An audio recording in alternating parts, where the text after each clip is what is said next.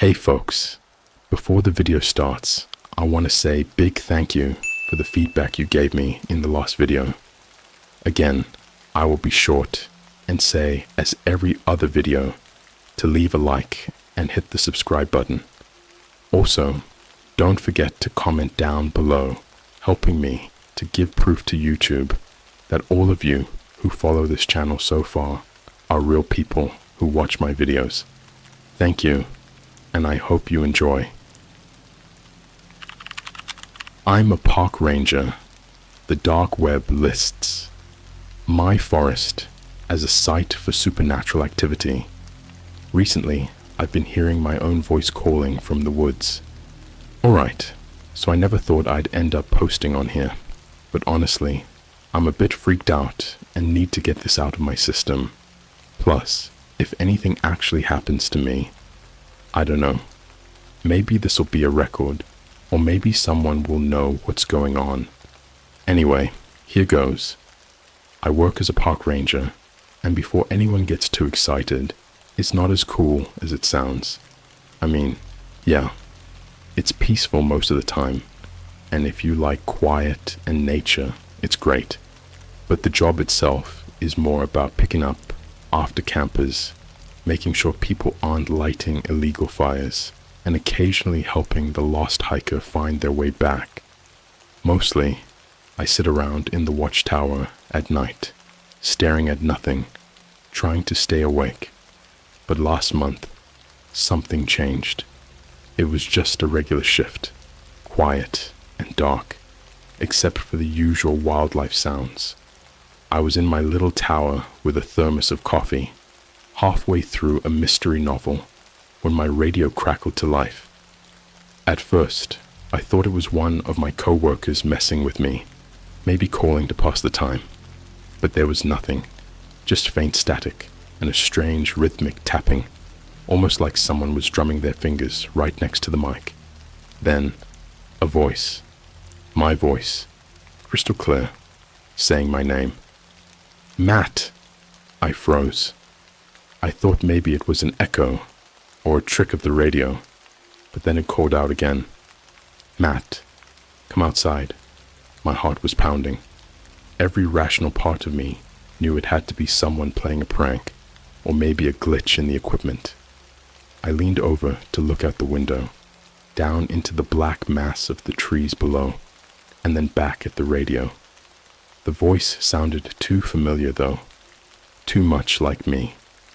It wasn't just the tone or the pitch, it was the way it said my name, the way I say my own name when I'm alone, talking to myself out loud. The way it sounded just unsettled me.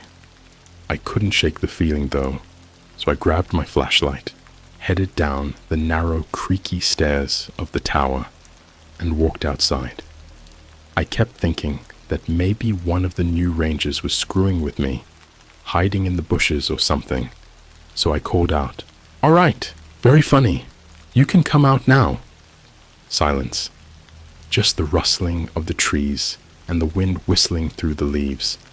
I pointed my flashlight into the darkness, sweeping it back and forth. Nothing but shadows and the occasional reflective eyes of some animal. I started to feel stupid. It was just a voice on the radio. Probably interference or something, right? And here I was, standing outside my tower, calling out like an idiot. As I turned back to go up the stairs, I heard it again. Matt. But this time, it wasn't from the radio. It was from the woods. Faint, but just loud enough to hear, echoing from somewhere in the trees. My heart rate picked up. That voice, my voice, was calling from somewhere in the darkness. I felt my skin crawl, but some part of me was curious. It felt familiar, like a dream I couldn't remember. Against my better judgment, I took a few steps forward. That's when I noticed something strange on the ground. It was a path, a narrow trail I hadn't seen before, covered in moss and leaves, winding between the trees. I'd walked these grounds 100 times. I knew every trail, every path, like the back of my hand. But this one was new, like it had been carved out overnight, almost hidden, yet somehow inviting. I shone my flashlight down the path, but it seemed to go on forever, disappearing into the shadows. And then, just as I was about to turn back, I saw something strange on a nearby tree, a small, scratched marking. It looked like a simple X scratched deep into the bark with something sharp, fresh, like it had been done recently. I don't know why, but I felt compelled to follow it. I know what you're probably thinking. Stupid move. But it was like a trance. I felt pulled toward it, and I know, logically, that I should have gone back up to my tower, radioed it in, and waited until morning to investigate. But logic didn't matter in that moment. I was too curious, and maybe just a little bit scared. I kept walking down that path, through the thick trees, listening to my voice calling me from deeper and deeper in the woods. My own voice, but distorted, stretched like it was coming through an old, broken speaker. As I went further, something weird started to happen. The sounds around me got quieter. No birds, no insects, just silence, like the forest itself was holding its breath. Then, just when I was about to turn back, I saw something up ahead, a small clearing. In the center, there was an old, worn-down bench. It looked like it had been there for years, covered in moss and partially rotted, but it hadn't been there before. I was sure of it. On the bench, there was an old, yellowed newspaper, and next to it, a small vintage recorder, the kind people used back in the 90s, with the little cassette tapes. Slowly, I reached out, feeling the dampness of the moss, and picked it up. It was heavier than I expected. I was just about to press play when I heard it. My voice, loud and clear, right behind me. Matt! I spun around, but there was no one there. Just empty forest. Standing in that clearing, surrounded by absolute silence, I felt like I was in some sort of nightmare I couldn't wake up from. The voice had sounded like it was just inches away, but when I turned, there was nothing. Just empty woods, stretching on endlessly, shadows hanging between the trees like thick curtains, and that bench, old and warped, looking out of place in a way that made my stomach twist. But what held my attention was the little recorder in my hand, the old, bulky cassette type. I hadn't seen one of these since I was a kid, and there was no reason it should be out here, in the middle of nowhere. My brain started spinning with possibilities. Maybe it was left by one of the campers, or another ranger. Maybe someone was trying to play an elaborate joke on me. But a small, instinctive part of me knew that none of that made sense. Curiosity got the best of me. I pressed the play button. At first, there was only static, the hissing, crackling kind that fills empty rooms in horror movies. Then came a faint, scratching noise, like something was scraping against the mic. I was about to turn it off when a voice came through, almost a whisper, but unmistakably mine. Matt, it said, dragging out my name, low and distorted. It sounded just like me, but there was something wrong about it, like it was too familiar. I don't know how else to explain it, but it was like listening to myself in a way that didn't belong. It continued, my own voice saying things I didn't understand. Matt, come closer. You're almost there. Chills went up my spine, and I looked around, trying to convince myself this was some kind of weird prank. I wanted to throw the recorder into the trees and forget I ever found it, but I just couldn't let go of it. I pressed stop and stuffed it in my jacket pocket, feeling the bulk of it against my chest. Somehow, it was both comforting and terrifying to keep it with me. I was about to turn back to the trail when I noticed something strange. More markings on the trees. They were like the X I'd seen earlier, only these were bigger and had strange looping lines around them, almost like symbols. They led further into the forest, away from any trail or path I knew. Against my better judgment, I followed them. Each step I took, the forest felt thicker, like the air itself was weighing down on me, pressing me further into the ground. The silence was almost suffocating. Eventually, I came to a large, dead tree standing in the center of another clearing. Its bark was stripped, pale, and twisted, like it had been struck by lightning, but refused to fall.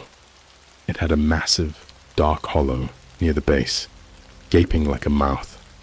Hanging from one of its branches was an old, weather-beaten sign, barely legible under layers of dirt and grime. But as I wiped it off, I realized what it said. Site of supernatural activity.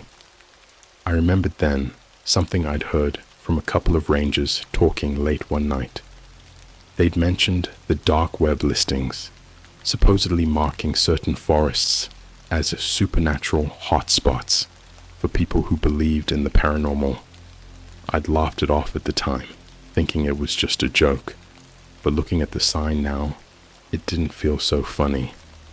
That was when the tape in my pocket clicked. I froze. The recorder had started playing by itself. Slowly, I pulled it out, the old plastic feeling cold and brittle in my hand, and listened as the tape hissed and crackled. My voice came through again, but this time it was whispering. "I'm waiting, Matt." The voice trailed off into static, but I swear I could hear faint laughter in the background. That twisted version of my own voice, laughing, as if mocking me. I was about to turn it off when it spoke again. "Turn around." Something in me screamed not to do it. Every instinct I had was telling me to run, but I felt my body turning, almost as if someone else was controlling me. I moved slowly, my heart hammering in my chest, and when I finally turned, I saw nothing. Just empty forest, shadows shifting in the dim moonlight. But something felt wrong, like there was something there, just beyond my line of sight, lurking in the darkness. Then I heard footsteps, not far away, crunching through the leaves and snapping twigs. Heavy, slow, deliberate. It was coming from somewhere deep in the trees, moving closer. I pointed my flashlight toward the sound, but all I saw were shadows twisting and moving.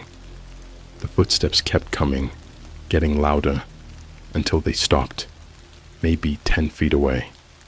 I held my breath, listening, and then I heard it, my own voice again, but this time it wasn't coming from the recorder.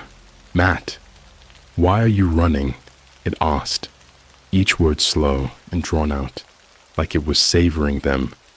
My heart dropped. I hadn't even moved, but somehow it knew I wanted to. I forced myself to look around, but there was nothing there, just empty trees, silent and watchful. My hand was shaking so bad I nearly dropped the flashlight.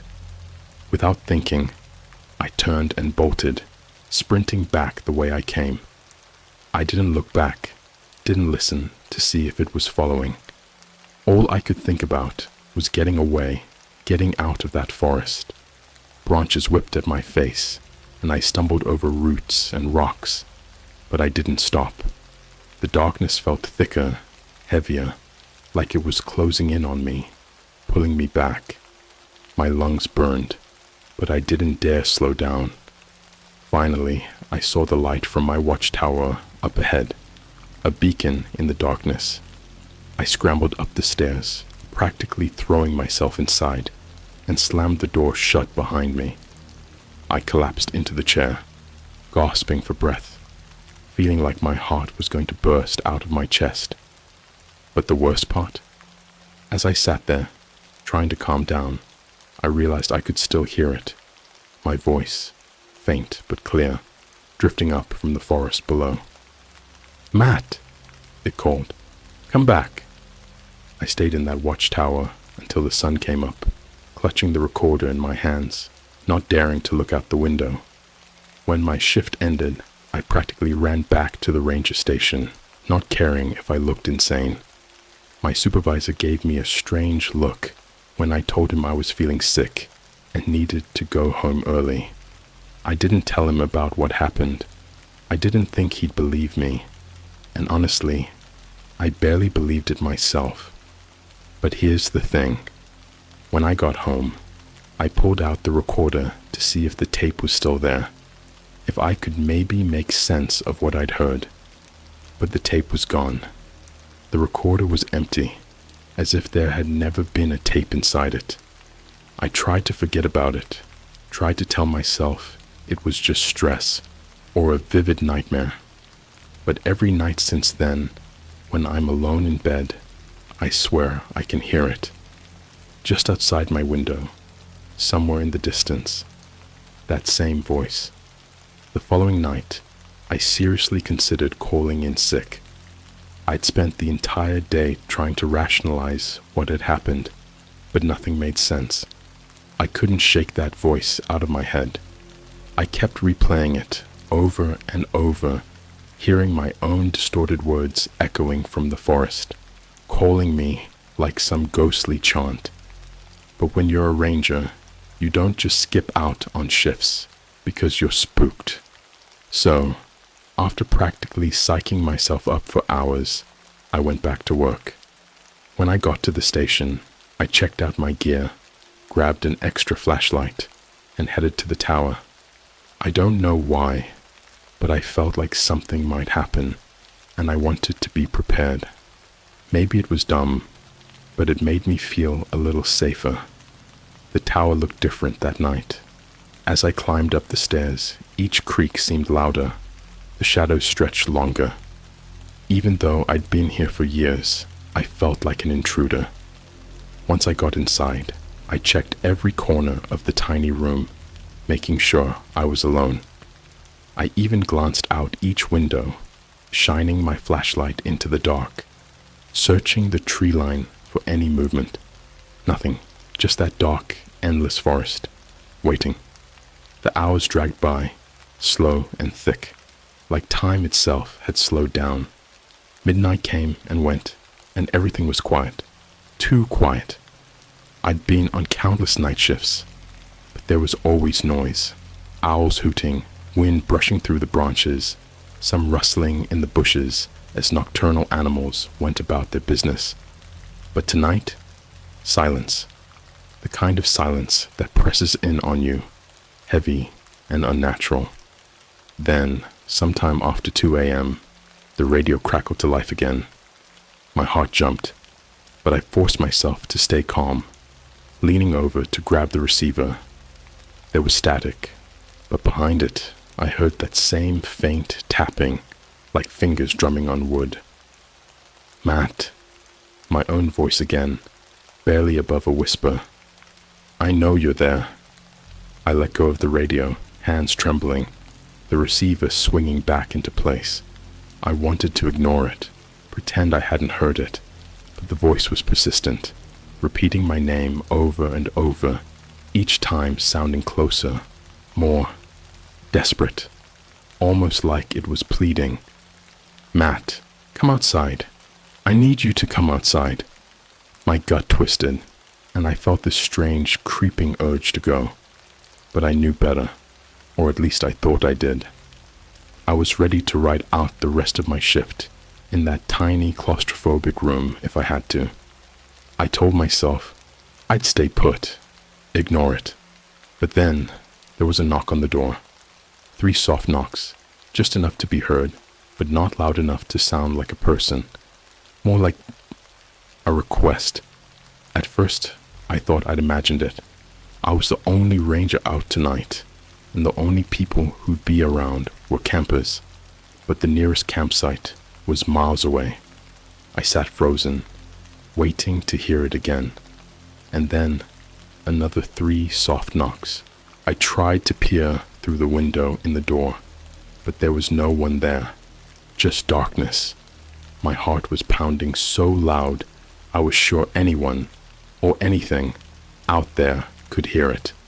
Slowly, I stood up and reached for the door, almost as if something else was pulling my hand toward the handle. I wanted to open it, just to see, to get it over with. But the rational part of me, the part that remembered that voice in the woods, screamed at me to stop. Then came a whisper from just outside, soft and taunting. "Matt, it's me. Don't you trust yourself?" My hand snapped back, and I took a few steps away from the door, breathing hard.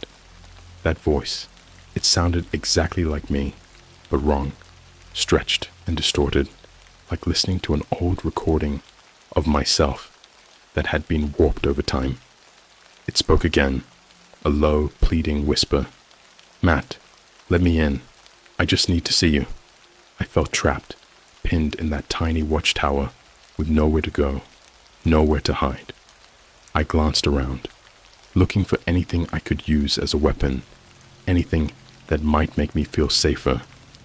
My flashlight was heavy enough, but it wasn't much against whatever was out there.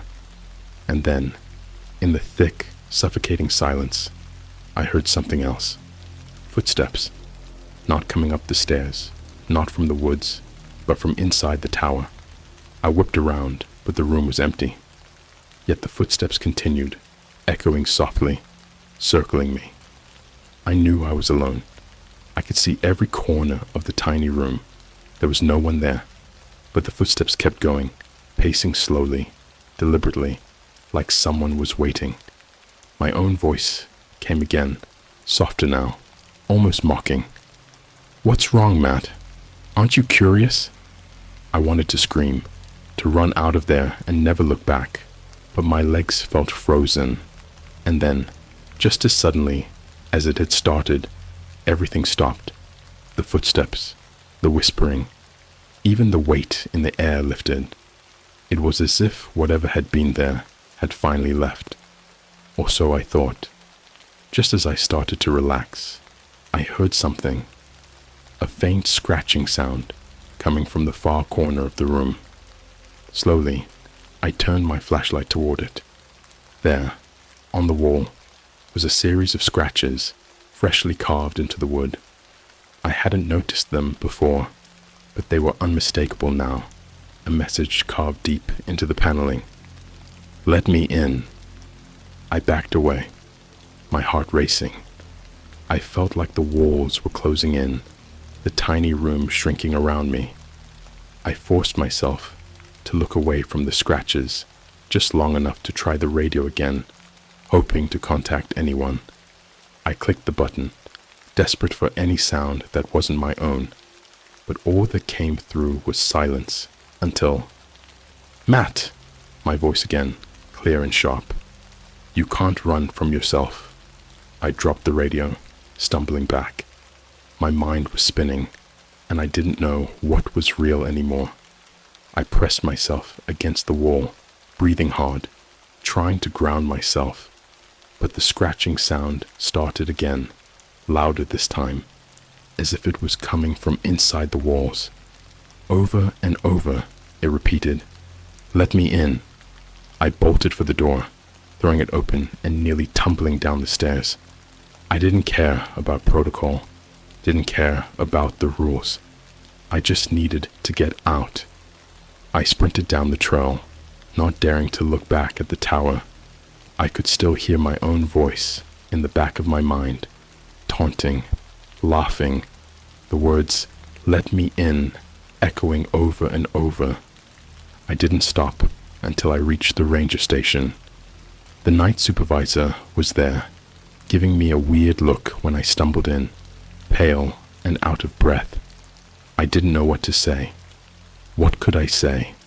That I was hearing my own voice in the forest, that something was out there, pretending to be me, trying to lure me out. The supervisor frowned, then told me something that made my blood run cold. "You're not the first ranger to say that," he said, scratching his head. "We've had a few guys quit over weird stuff like that. They say they hear voices in the woods calling them by name. Sometimes it even sounds like them. People talk, rumors about the supernatural stuff. They say it's all nonsense. But," his voice trailed off and he shrugged, trying to look casual. But I could see it in his eyes. He'd heard the stories too. I wanted to ask more, to press him for details, but I felt numb, like I was barely holding on. He told me to take the rest of the night off, to get some rest, and I didn't argue. I went straight home, not even looking back as I left. But that night, as I lay in bed, the events kept replaying in my mind. The footsteps, the whispering, the scratches, and just as I was finally drifting off, I heard it again, faint and distant, but unmistakable, floating in through my window, as if from the forest itself. "Matt, let me in." I didn't sleep at all that night. After that night, I couldn't shake the feeling that I was being watched. Every corner I turned, every sound in my house felt sharper, closer. It was like the voice had followed me, lingering in the silence, just waiting for the right moment to call out again. I kept telling myself I needed to calm down, that this was all in my head, but I knew better. The thing out there, the thing that sounded like me, it wasn't going to stop. Days passed, and I forced myself to go back to work, hoping a routine might dull the fear. But every time I climbed the tower, I felt that familiar dread creeping in. I started noticing more scratches carved into the wood around the park, trees, benches, even the edges of the paths. Sometimes it was just symbols, strange, spiraling shapes like warped fingerprints. Other times it was words, short, desperate phrases scratched hastily, almost illegible, but always the same. "Let me in." I knew I couldn't keep going like this. I needed answers. So one night, after my shift, I found myself sitting at home, staring at my laptop, fingers hovering over the keyboard. I remembered the story I'd heard from the other rangers, the rumors about the forest being listed as a supernatural hotspot on the dark web. At first, I thought it was just a joke, a campfire story to freak out the rookies. But now, I had to know. I'd never used the dark web before. I didn't even know where to start. I spent hours searching through forums, piecing together instructions, navigating endless links that led to dead ends and shady websites. Just when I was about to give up, I found a thread buried deep in a forum titled Supernatural Hotspots and the Entities Within. It was filled with stories about haunted places, cursed forests, sites where strange creatures were rumored to roam. Most of it sounded like nonsense, typical urban legends, until I found a post about my park. The post was anonymous, but it was disturbingly detailed, describing the park, the forest, and even the exact location of my watchtower. It listed it as Site number 307, Entity Mimics, and went on to describe an entity known for imitating the voice and appearance of those it encounters. According to the post, it targeted lone individuals, calling out to them, trying to lure them deeper into the woods. I felt my stomach drop as I read on. The next part was worse. The author claimed that the entity wasn't just some ghost or creature. It was something older, something that wasn't bound by the laws of nature. It could use its voice to draw people in, but if it got close enough, it could wear them, become them. People who went missing in that part of the forest were often never found, and those who were found weren't really themselves. My hand shook as I scrolled further, looking for any clue on how to stop it. Near the bottom of the post, the author wrote a warning. If it calls to you, don't respond. If it knocks, don't let it in. Once it knows your name, it's already inside you. I closed my laptop, feeling sick. I had heard it call my name. I'd spoken to it, listened to it, followed it. Every instinct in me screamed that it was already too late, that whatever this thing was, it was already inside, lurking somewhere just beyond reach. I didn't sleep that night, my mind racing with images of the entity, its voice curling around my name like smoke. When I finally did drift off, I dreamt of the forest, the twisting trails, and the dark hollows beneath the trees. And somewhere in the distance, I heard it. My own voice, laughing, calling my name in that same slow, taunting tone. The next morning, I decided I couldn't just sit around waiting for it to come for me. I had to confront it, or at least understand it, see if I could find some proof.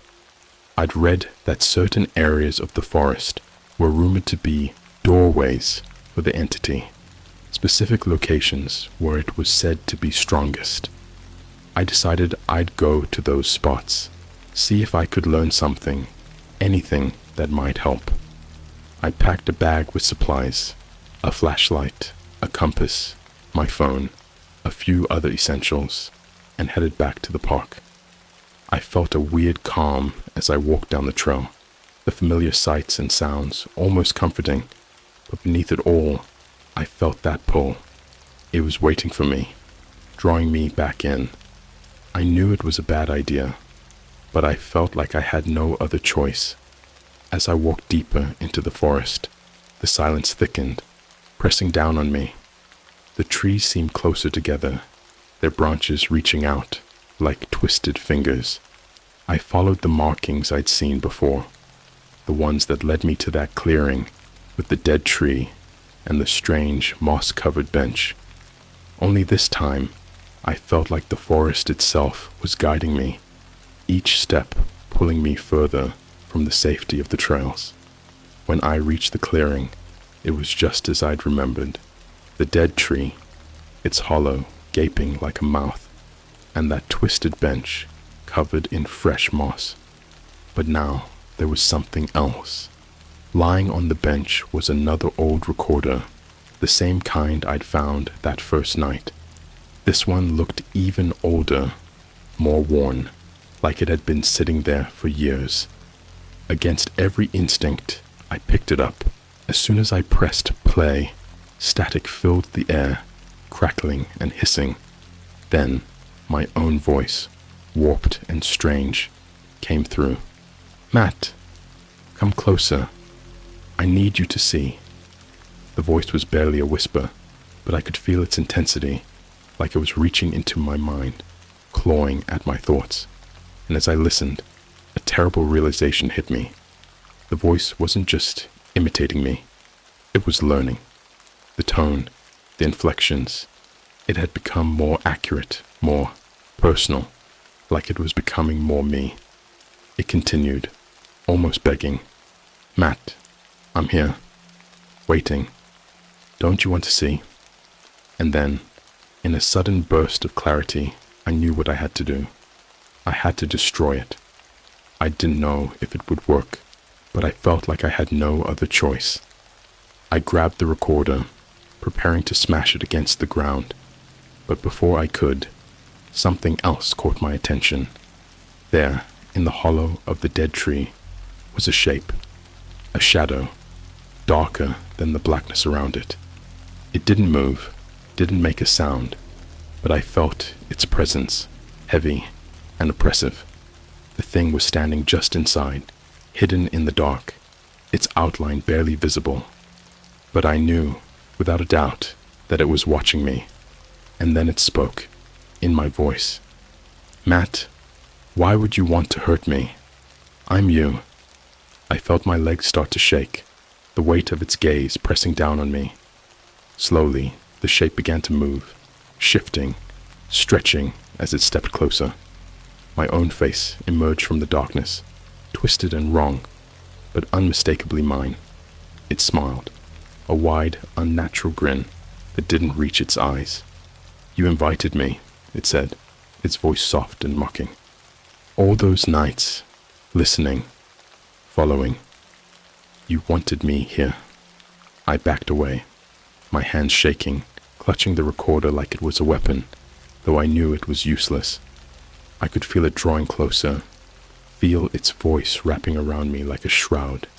It reached out a hand, mirroring my movements, almost as if it were taunting me, testing me.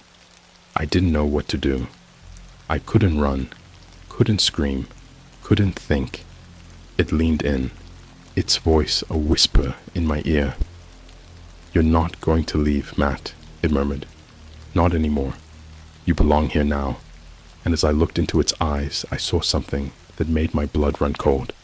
Behind that twisted smile, behind the mockery and the taunts, I saw myself.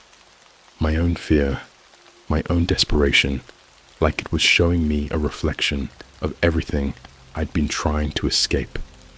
Without thinking, I stumbled backward, dropping the recorder. It hit the ground with a sharp crack, and the tape inside unwound, spilling out like a thin black ribbon. The creature's face twisted, its expression faltering for just a second, but that was all I needed. I turned and ran, not daring to look back, tearing through the trees with no idea where I was going. Branches whipped at my face, roots caught my feet, but I didn't stop. I kept running, feeling its presence behind me, its voice echoing in my mind, a haunting chant that grew fainter with each step. By the time I stumbled out of the forest, the sun was rising, casting a pale light over the trees. I collapsed, gasping for air, feeling the weight of the entity lift as the light touched my skin. I didn't look back at the forest. I didn't want to see if it was still there, watching, waiting. I knew then that I'd never go back. The forest wasn't just haunted, it was alive, aware, and it had almost taken me. The thing in the dark, that twisted version of myself. It would keep waiting, calling out my name, forever echoing in the silence. And I had a terrible feeling that one day I'd hear it again. I didn't return to work the next day. I didn't even call in. I just sat at home, blinds drawn, lights off, trying to wrap my head around everything I'd seen and heard. Every creak in the house, every stray shadow made me jump. I kept hearing that voice, replaying in my mind, those words taunting me. "You belong here now." But I was out of the forest. I kept telling myself that. I'd made it out, hadn't I? Whatever that thing was, whatever wanted me to let it in, was still out there, somewhere deep in the woods, far from me. I tried to believe that, repeating it like a mantra, but the feeling of its presence still lingered, clinging to me like a stain. A week passed in a blur. I barely left my house, barely ate or slept. I avoided my phone, ignored the calls from my supervisor and co-workers. I couldn't face them, couldn't even bring myself to tell them what had happened. They wouldn't believe me. Hell, I didn't even believe me. I kept my laptop closed too, not wanting to risk stumbling upon any more dark web horror stories. I wanted no reminders. Then, a few nights later, just as I was beginning to think maybe it was over, my phone rang. The sound jolted me awake from a shallow, uneasy sleep. I glanced at the clock. It was nearly 3 a.m. I picked up my phone, hands shaking, but there was no caller ID. Just unknown. Caller flashing on the screen. Part of me knew I shouldn't answer. I knew it deep in my bones. But some sick, stubborn curiosity made me press accept. I raised the phone to my ear, not saying anything, just listening. At first, There was nothing but silence. I held my breath, heart pounding, waiting. Then I heard it. My voice. "Matt." I froze.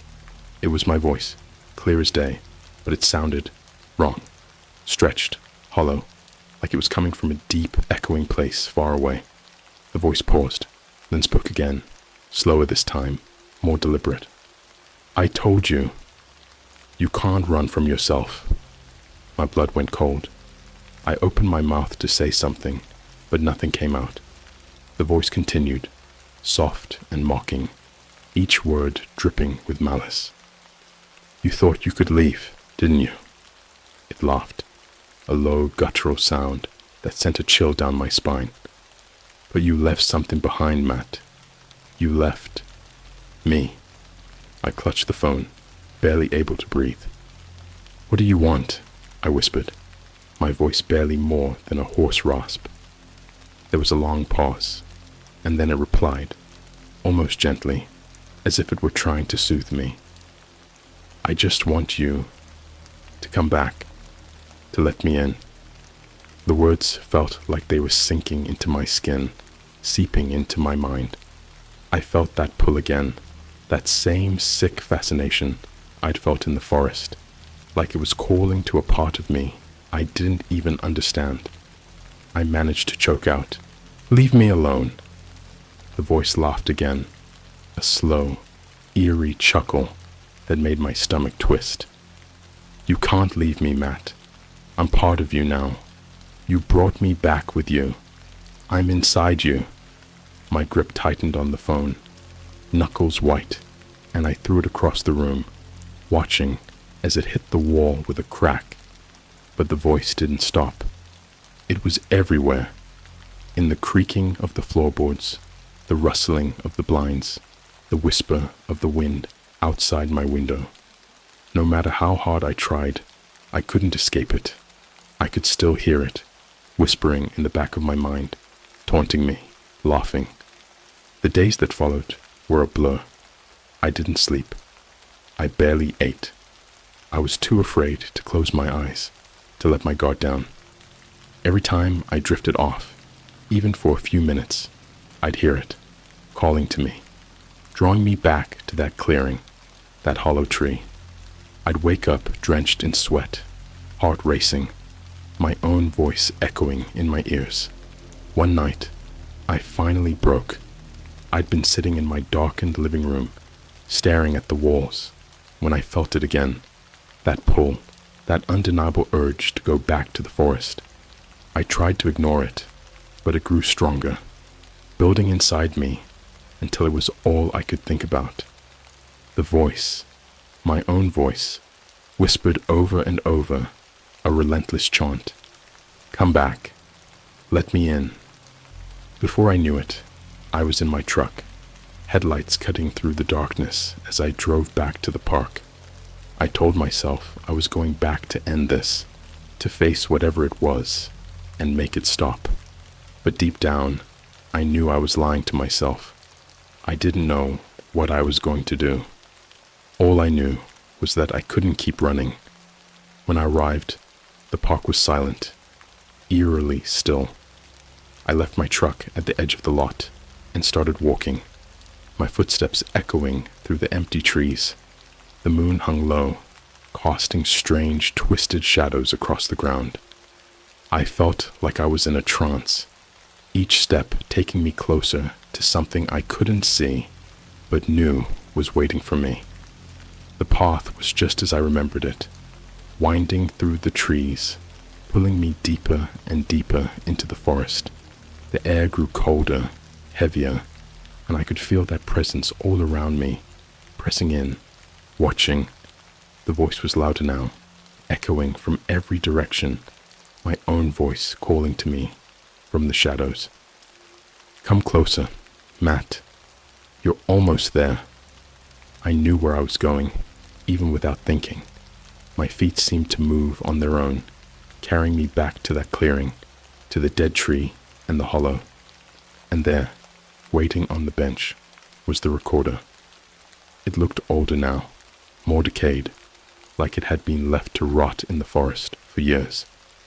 But I picked it up anyway, my hand shaking as I pressed play. Static filled the air, crackling and hissing, and then my own voice came through, clear and calm. "Welcome back, Matt." I didn't respond. I just stood there, frozen, staring into the hollow of the tree. I felt it watching me, its presence growing stronger, filling the air with a sickening tension. Slowly, the shadow inside the hollow began to move, taking shape, shifting until it was standing in front of me, a twisted, distorted version of myself. It looked like me, but its face was wrong, stretched and hollow, eyes dark and empty. It smiled, a wide, toothy grin that made my skin crawl. "Are you ready to let me in?" it whispered, tilting its head, mimicking my own mannerisms with sickening accuracy. "We've been waiting for you." I tried to speak, to say anything, but the words died in my throat. The thing reached out a hand, beckoning, and I felt my own hand rising to meet it, like I was no longer in control. The last bit of me, the part that was still terrified, screamed to pull back, to run, but it was too late. The thing took my hand, and in that instant, a wave of darkness washed over me. I felt myself slipping, sinking into a void, losing sense of everything. I could feel its presence merging with mine, filling me, consuming me, and as I faded, I heard my own voice, laughing, a cold, hollow sound echoing in my mind. The last thing I saw was its face, my face, smiling back at me, eyes empty and dark. And then, there was nothing. They found my truck abandoned the next day, keys still in the ignition. A search team combed the forest for days, but they never found me. Just a lone ranger, disappeared without a trace. Some say they hear a voice out there sometimes, calling from the trees, sounding just like me, echoing through the forest in the dead of night. "Matt, let me in." And sometimes, late at night, if you stand in the clearing by that dead tree, you might hear it too. The voice of a ranger who lost himself in the woods, forever calling out, waiting for someone to let him in. I'm a botanist. The dark web has a forum on supernatural plants. One of them matches a specimen I found in my backyard. So, I know this sounds crazy, but hear me out. I'm a botanist. Well, technically, a research assistant working toward my PhD in botany. My life usually revolves around studying plants in controlled environments, mapping their characteristics, and dissecting their growth processes. I guess you could say I'm pretty grounded in science. But last month, something happened that's making me question things I never would have believed possible. It all started with a simple email from a colleague. No subject line, just a link. It was weird, especially since this colleague, Dr. Harris, isn't exactly the type to send casual emails. He's old school, big into protocol, never sends anything without a lengthy preface. We work together at the university's lab, and he's been my mentor for years, guiding me through the intricacies of plant genetics and ecosystems. But this email, it was so off. Just a link, nothing else. And here's the thing, when I clicked it, it took me to a blank page. The URL was just a string of random characters that didn't make sense. I shrugged it off at first, assuming it was a mistake or some kind of glitch. But when I saw Dr. Harris the next day, he looked rattled. He didn't mention the email, and when I brought it up, he acted like he didn't know what I was talking about, just kind of stared at me with this intense, almost paranoid look, and changed the subject. Later that night, I couldn't get it out of my head. Something about the whole situation was gnawing at me. so I did some digging. After about an hour of surfing forums and obscure search engines, I stumbled upon a post about hidden links that sometimes appeared in emails. According to this thread, they were some sort of key to specific deep web pages. I'd heard rumors of the deep web before, but I had never had any reason to go down that path. Honestly, I'd always assumed it was just an exaggerated urban legend, a place filled with hackers and conspiracy theorists. But now, I was curious. I spent the next few hours piecing together a way to access the deep web. Long story short, it was a process. I had to download specific software, configure my network settings, and make sure my VPN was airtight. I kept telling myself I was being stupid, that this was going to lead nowhere, but curiosity had me hooked. Finally, after what felt like an eternity of setting things up, I was in. The website I found wasn't much to look at, just a black background with a single word in an unsettlingly plain font. Welcome. Below that was a login prompt asking for credentials. I almost gave up then and there, figuring I'd hit a dead end, but on a whim, I typed the characters from the original link into the username and password fields. To my surprise, the page loaded instantly, revealing a forum. The site itself was eerily silent. There were no profile pictures, no usernames, just plain text posts on a list. Each post had a title and nothing else. No timestamps, no view counts, no indication of who had written them. I scrolled through the posts, mostly out of morbid curiosity. Topics ranged from the bizarre to the grotesque. Experiments with sleep paralysis, tracking unseen entities, plants with sentience. Most of it seemed like nonsense. But then one post caught my eye. Supernatural Flora, a compendium of specimens and sightings. It had a strange pull, like it was meant for me. As a botanist, I'd always loved discovering rare plant species. I was one of those people who would get genuinely excited about a new type of fern or moss. So I clicked on it, my heart racing as the page loaded. Inside was a list of plant descriptions. They were vague, yet weirdly specific in ways that piqued my curiosity. Each entry described a plant with properties that bordered on the supernatural, things I'd never encountered in any of my studies. There was one called the morn vine, described as a parasitic vine that only grew near burial grounds, supposedly feeding off spiritual energy. Another entry talked about the shiver tree, a gnarled tree said to give off a chill in a radius around it, with leaves that shimmered like frost even in summer. I could feel myself getting drawn in deeper, skimming through descriptions, trying to decide if any of this was real or just a creepy story someone had concocted for kicks. Then I found one that made my stomach drop, the vial fern.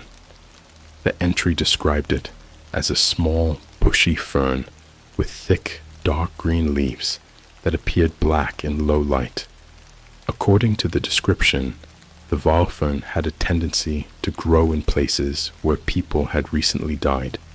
But what really caught my attention was the last line. Be wary of its spores. Prolonged exposure has led to inexplicable auditory hallucinations, whispering sounds that grow louder with time. I'd seen this plant, not in a lab, not in a field journal, but in my own backyard. Just a few days before, I'd noticed an unusual fern growing near the edge of my yard. At the time, I thought it was just an anomaly, maybe a stray spore that had drifted from the local forest, but the description was identical, down to the dark green leaves that seemed almost black at dusk. I closed the browser immediately. My hands were shaking. I tried to tell myself it was just a coincidence, a trick of my imagination. But the longer I sat there, the more uneasy I felt. The details were too specific, and the timing was too perfect. What were the odds that I'd randomly stumble upon a post on the deep web describing an exact plant that had appeared in my yard? That night, I couldn't sleep. Every little sound outside made me jump. The wind rustling through the trees sounded like whispering, a soft, unnerving susurration that I couldn't shake. I lay in bed, staring at the ceiling, trying to convince myself it was all in my head. By morning, I had nearly talked myself out of it, but there was a lingering dread, a feeling I couldn't shake that something was off. And then, as if to confirm my worst fears, I received another email. This time, it was even stranger. No text, no link, just a single, low-resolution photo. It was of the Valfern. I stared at the photo, my mind racing. I hadn't taken this picture, and I hadn't shown anyone else the plant. My backyard is fenced in and surrounded by dense trees, meaning it isn't visible from the road or any neighbor's window. No one else would have even noticed that plant. Hell, I wouldn't have noticed it if I wasn't a botanist. The image was just close enough that you could make out the details of the leaves, those dark, almost black fronds, the way they curled at the edges like they were hiding something. It was undeniably the Valfern. My hands were clammy as I sat at my desk, trying to wrap my head around what was happening. The email didn't have a sender, just a line of scrambled characters that didn't form any readable address. I'd seen email spoofing before, but this didn't feel like some cheap prank. Whoever sent this knew exactly what they were doing. I closed my laptop, walked outside, and went straight to the fern patch. I don't know what I was hoping to find. Maybe some evidence of an animal or wind damage to prove this was just my mind playing tricks. But there it was, the Valfern, looking as unnatural and out of place as the day I first noticed it.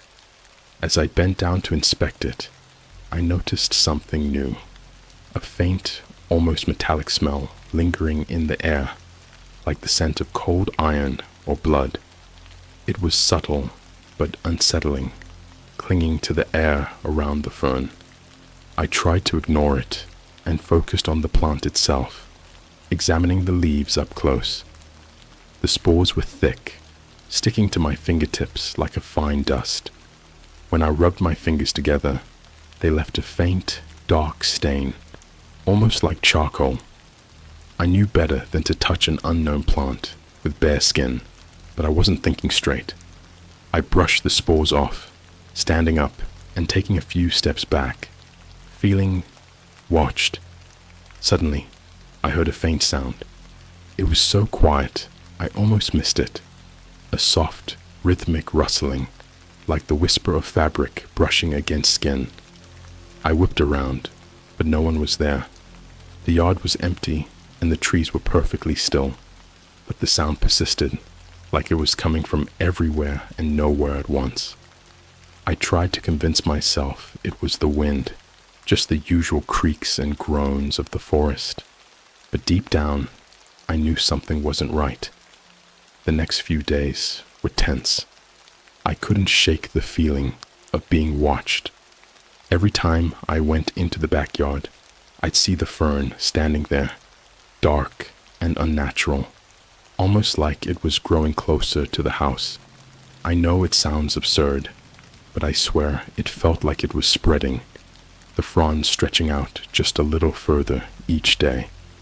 And every night, the whispering grew louder. At first, it was barely noticeable, a faint murmuring that seemed to blend in with the hum of the wind outside.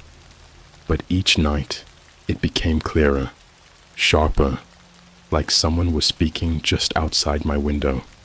I'd lie in bed, listening to it, trying to make out the words, but it was always just out of reach, like a language I couldn't quite understand. I thought about recording it, but something held me back, a deep, primal fear that told me it was better not to capture whatever this was. A few nights later, I woke up at exactly 3:17 a.m.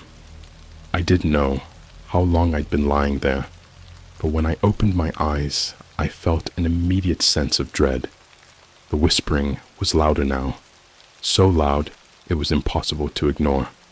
I sat up, peering into the darkness of my room, straining to hear where it was coming from. The house was silent, but outside, the air was alive with murmurs. I got out of bed and crept to the window, heart pounding. My yard was bathed in a sickly, pale light from the moon, casting long shadows across the grass.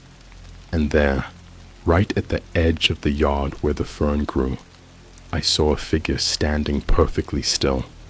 It was barely visible, just an outline in the dark, but I could make out enough. It was tall and thin, with long, spindly limbs that seemed almost wrong, like they were jointed in places they shouldn't be. I blinked, hoping it was just my imagination, but when I looked again, it was still there. The whispering intensified, a low, droning murmur that seemed to come from all directions. I pressed my hand against the glass, feeling a strange compulsion to go outside, to get closer. But then, as if sensing my hesitation, the figure moved. It didn't step forward. Instead, it seemed to shift, like it was gliding, drawing closer to the violfern. The shadows around it twisted, almost like they were alive, reaching out and wrapping around its legs. I felt a surge of fear, my stomach knotting as I watched it raise a hand, a long claw-like finger extended, and gently, almost reverently, stroke one of the fern's leaves. The moment it touched the plant, the whispering stopped. The silence was worse than the noise. It was heavy, oppressive, like the air had been sucked out of the room. I stumbled back, knocking over a lamp in my panic, and the figure's head snapped up, its face still hidden in shadow. I didn't wait to see what it would do. I bolted out of the room, locking myself in the bathroom, heart hammering in my chest. I must have stayed there for hours, crouched in the dark, listening for any sign of movement. Eventually, as the first light of dawn crept through the window, I dared to open the door. My room was empty, and when I looked outside, the figure was gone. But the violfern looked different. The leaves were fuller, darker, like it had somehow fed on whatever had been out there. And there was a faint, dark stain on the ground, right where the figure had stood, a smear of something that looked like ash or soot. The next day, I called in sick. I couldn't focus on anything, my mind racing with questions and possibilities. I wanted to tell someone, maybe Dr. Harris, but what was I supposed to say? Hey, I think I've got a haunted plant in my backyard. He'd think I was insane, but I needed answers, so I went back to that deep web forum. I scoured it, looking for anything that might explain what I'd seen. Most of the threads were useless, filled with vague, cryptic nonsense. But then I found one post that stopped me cold. Violfern Growth Cycle Observations. The post was long and detailed, written by someone claiming to be a former botanist. They described finding a violfern and observing it in isolation, but what they wrote was unsettling. According to the post, the violfern spores weren't just toxic, they were parasitic. Once the fern took root, it would begin to spread, infecting the soil, and eventually drawing entities to it. The poster mentioned seeing figures, shadow-like creatures that appeared only at night, drawn to the plant as if it were some kind of beacon. The last line of the post was burned into my memory. Do not attempt to remove it. Once the veil fern is established, it cannot be uprooted without consequence. I stared at the words, my skin crawling. The idea of trying to remove it hadn't even crossed my mind, but now it was all I could think about. I couldn't just let this thing stay in my yard, drawing in whatever creatures were lurking in the shadows. But the warning stayed with me. Consequence. What did that even mean?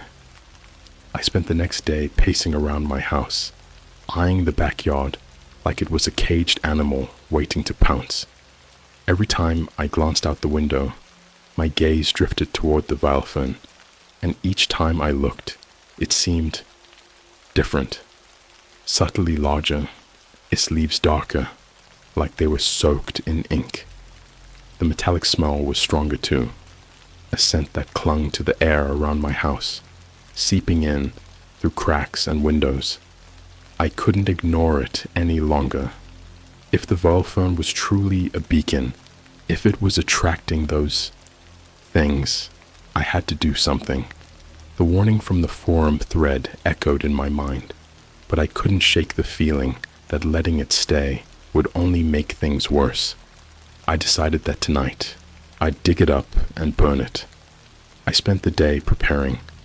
I found an old pair of gardening gloves, the kind I usually used for thorny bushes, and an old pair of goggles. I didn't know if it would be enough to protect me from the spores, but it was the best I could do. I grabbed a rusty shovel from my shed and set it by the back door, my heart pounding every time I looked at it. It felt almost ceremonial, like I was preparing for some ancient ritual, and the thought made my skin crawl. By nightfall, I was exhausted from the constant tension, but I forced myself to stay awake, pacing the house, watching the clock as it crept closer to midnight. When the time finally came, I took a deep breath, slipped on my gloves, and opened the back door. The air was colder than usual, biting against my skin, even through my jacket. The metallic smell was stronger now, thick and oppressive, wrapping around me like a shroud. I approached the fern slowly, feeling a deep sense of dread settling over me. The whispering had started again, soft and rhythmic, as if the veil fern itself was murmuring some secret language. I swallowed hard, gripped the shovel, and drove it into the ground. As soon as the blade hit the earth, the whispering stopped. The silence was sudden, jarring, like someone had cut the sound with a knife. I hesitated, my hands shaking, but I forced myself to keep digging. The soil was damp, clinging to the shovel with a sticky, almost oily texture that I'd never felt before. It was like the ground itself was resisting me, like it didn't want me to reach the roots. I dug deeper, gritting my teeth, the coal seeping through my gloves and into my bones. Finally, after what felt like an eternity, I hit something solid. I knelt down, brushing away the dirt, and saw a network of thick, twisted roots that were far too large for such a small plant.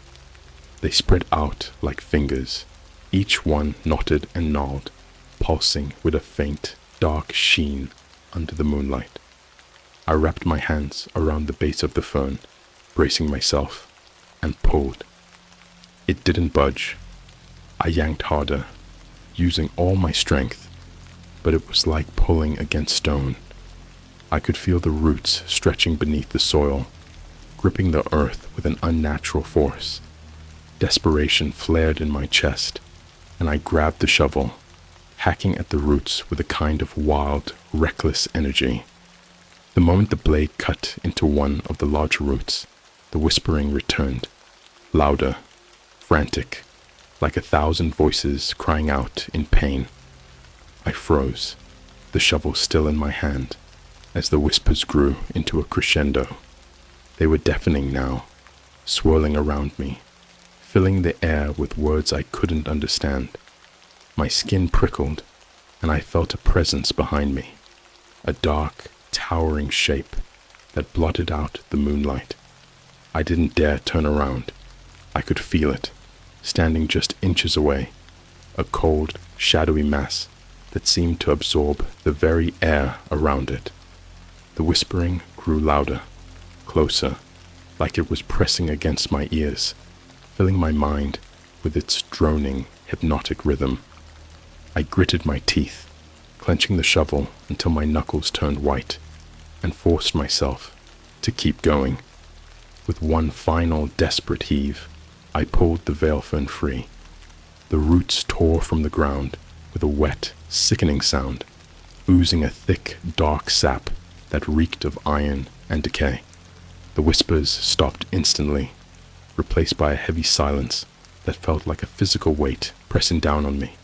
The presence behind me was gone, but the air felt thick, like something was still watching from the shadows. I stumbled back, holding the veil fern in my hands, its leaves limp and dark, dripping with that foul-smelling sap. Without thinking, I dropped it to the ground, grabbed a can of lighter fluid from the shed, and doused the plant. My hands were shaking so badly, I nearly dropped the matches, but after a few fumbling attempts, I managed to strike one and tossed it onto the fern. The flames took hold immediately, flaring up with an intensity that was almost unnatural. The fire crackled and hissed, the smoke thick and acrid, filling the air with that same metallic stench. I stumbled back, covering my mouth and nose, watching as the plant burned. The flames seemed to writhe, twisting and spiraling, almost like they were alive, consuming the fern with a hunger that sent a chill down my spine. As the fire died down, I noticed something strange in the ashes, a small metallic object, half buried in the charred remains of the veil fern.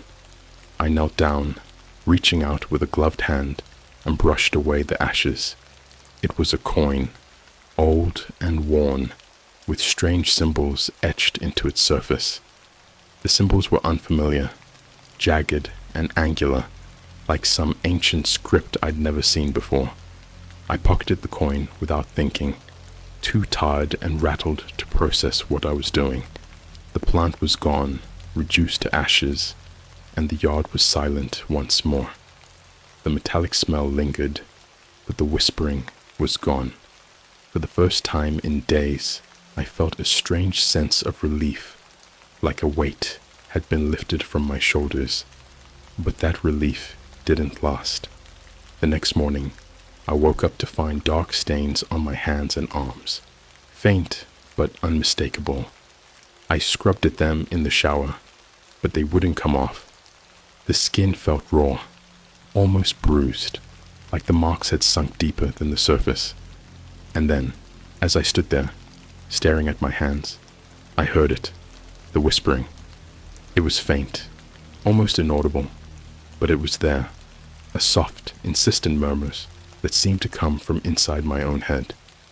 I staggered back, clutching the sides of my head, but the sound only grew louder, filling my mind with its relentless rhythm. Over the next few days, the whispering got worse. It was always there, a constant droning hum that made it impossible to think, impossible to sleep.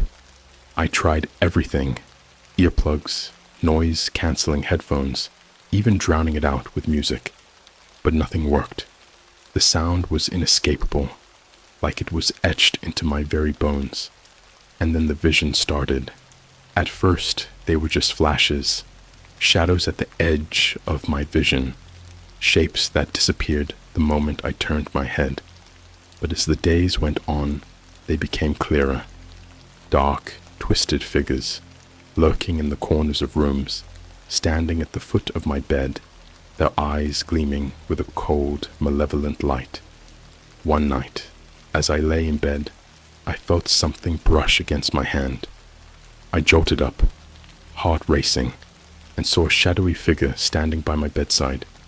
Its face was shrouded in darkness, but I could feel its gaze, cold and unyielding, boring into me. I couldn't move, couldn't breathe, trapped in its stare as the whispering grew louder, drowning out my thoughts, filling my mind with a strange, hypnotic chant. It reached out, a long skeletal hand stretching toward my face, and I felt an overwhelming urge to let it touch me, to let it pull me into the shadows. But just as its fingers brushed my cheek, I snapped out of it, jerking back and stumbling out of bed. The figure was gone, but the whispering remained, echoing in my mind like a haunting melody I couldn't escape. I knew then that burning the plant hadn't been enough. The vile fern had left something behind, a mark, a curse, something that had latched onto me like a parasite. And the coin, that strange ancient coin I'd found in the ashes, I hadn't let go of it since that night. I felt its weight in my pocket, a constant reminder of the presence I couldn't shake. Desperate for answers, I returned to the deep web forum, searching for any mention of the coin, the whispers, anything that could explain what was happening to me. After hours of scrolling, I found a single post, buried deep in the archives. The title was simple: The Price of the Veil Fern.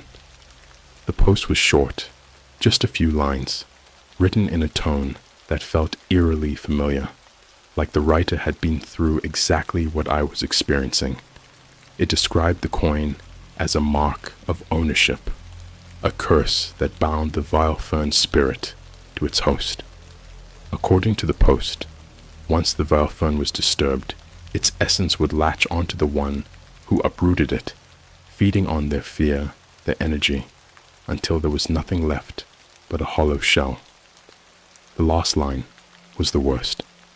The only way to break the curse is to return the vile fern to the earth and leave it undisturbed. Failure to do so will result in the host's assimilation. I stared at the words, my heart sinking. The plant was gone, burned to ashes, and there was no way to bring it back. The word assimilation echoed in my mind, heavy and ominous. I didn't know exactly what it meant, but I could guess. It wasn't going to end well for me. I had crossed some kind of line with that plant, and now I was paying the price. In the days that followed, the whispering grew relentless. It was no longer just a quiet murmur at the back of my mind. It had taken on a life of its own, a maddening rhythm that seemed to pulse with my heartbeat. I couldn't eat, couldn't sleep, couldn't focus on anything other than the droning voices that gnawed at the edges of my sanity. Sometimes I thought I could make out words, but they were faint, slipping away just as I thought I understood them. The visions grew worse too. The shadow figures that had once lingered in the corners of my sight now followed me wherever I went. I'd see them in mirrors, in reflections on windows, always just a little too close, their eyes gleaming with a dark, hungry light. I felt like I was being watched, hunted, like the very walls of my house were closing in on me. One night, after hours of pacing, I went to the bathroom to splash some water on my face, hoping it might clear my mind. As I looked up into the mirror, I froze. My reflection looked wrong. It was me, but distorted, somehow off-center.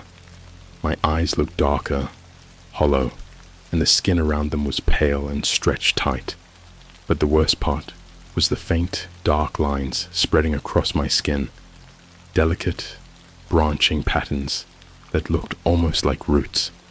My breath caught in my throat as I touched my cheek, feeling the lines beneath my fingers. They felt cold, almost numb, like the skin wasn't even mine. I backed away from the mirror, my heart pounding. I had a terrifying thought that maybe the plant was still inside me, spreading, burrowing into my skin, rooting itself in my mind. I couldn't stay in the house any longer. I grabbed my coat, barely thinking, and stumbled outside, hoping the fresh air might clear the suffocating dread that clung to me. The night was silent, unnervingly still, the air thick with that metallic smell that seemed to seep from my very pores. I walked down the empty street, desperate to escape the whispering, the shadows, anything that reminded me of the Vilefern. I didn't even realize where I was going until I found myself at the edge of the forest, the thick, dark woods that bordered my town. Normally, I would never go in there at night, not alone, but something was pulling me forward, a compulsion I couldn't resist. I needed answers, a way to end this, and somehow I felt like the forest was the only place I might find them. The trees loomed over me as I made my way deeper into the woods, their twisted branches clawing at the sky like skeletal hands. The darkness was oppressive, swallowing up every sound, every flicker of movement. I could barely see a few feet in front of me, but I kept walking, my feet moving on their own, driven by an instinct I didn't understand. After what felt like hours, I reached a small clearing, lit only by the pale, sickly light of the moon. In the center of the clearing was a stone, half buried in the ground, covered in moss and ancient carvings. The symbols on the stone were similar to the ones on the coin, jagged and angular, worn smooth by time. I felt a strange pull toward it, like it was calling to me, drawing me closer. I knelt by the stone, brushing away the dirt and moss, and found a small hollow in the center. Without thinking, I reached into my pocket, pulling out the coin I'd found in the ashes of the Vilefern. The moment my fingers touched it, the whispering stopped. The silence was absolute, pressing down on me with a weight that felt almost crushing. I held the coin over the hollow, hesitating, my mind racing with questions. Was this the answer? Would returning the coin end the curse? I wasn't sure, but I was desperate enough to try anything. Taking a deep breath, I placed the coin in the hollow, pressing it down until it clicked into place. Nothing happened. For a moment, I felt a surge of relief, thinking maybe it was over. But then, as I stood up, I heard a sound, a low, rumbling growl that seemed to come from the earth itself. The ground beneath me trembled, and I stumbled back, my heart racing as cracks began to spread across the stone, jagged fissures that glowed with a faint, sickly green light. The whispering returned, louder than ever, but now it was coming from the ground, from the trees, from the very air around me. The voices were clearer now, almost intelligible, a twisted chant that echoed through the forest, filling my mind with words I couldn't understand, but felt deep in my bones. I staggered back, covering my ears, but the sound was everywhere, inescapable, a cacophony of voices that seemed to reach into my soul. The ground shifted, and I saw something moving in the shadows, a dark, writhing mass, like roots twisting and coiling, spreading out from the stone. The roots snaked toward me, slow and deliberate, inching across the ground with an unnatural purpose. I tried to move, to run, but my feet wouldn't respond, frozen in place as the roots crept closer, their dark, glistening tendrils reaching for me. One of the roots brushed against my leg, and a searing pain shot through my body, like fire and ice all at once. I gasped, stumbling back, but the root held on, wrapping around my ankle with a grip that was cold and unyielding. I could feel it pulsing, like it was alive, like it was feeding off me, drawing out my energy, my very essence. The whispering grew louder, a frantic, desperate chant that seemed to vibrate through my bones. I struggled, trying to pry the root off, but it was like trying to tear through steel. My vision blurred, my mind slipping into a haze as the roots spread across my skin, crawling up my leg, winding around my torso, digging into my flesh. I don't know how long I fought against it, but at some point, I felt my strength begin to fade. The roots were inside me now, burrowing into my veins, spreading through my body like a poison. I could feel them in my mind too, a dark, invasive presence that seemed to wrap around my thoughts, squeezing, constricting, filling me with a darkness that was cold and endless. And then, just as I felt myself slipping away, a flash of clarity broke through the haze. I remembered the forum, the warning about the Velfern's curse, and the word assimilation. I realized in that moment what it truly meant. This plant, this dark force, wasn't just feeding on me. It was consuming me, piece by piece, replacing me with something else, something that was part of it. I gathered what little strength I had left, my mind a blur of fear and desperation, and pulled out my pocket knife. I drove it into the root around my ankle, hacking at it with wild, reckless abandon. The pain was unbearable, a searing agony that shot through my entire body. But I didn't stop. I couldn't stop. I could feel the roots pulling back, retreating, and with one final desperate slice, I severed the root and stumbled back, collapsing onto the ground. The whispering stopped.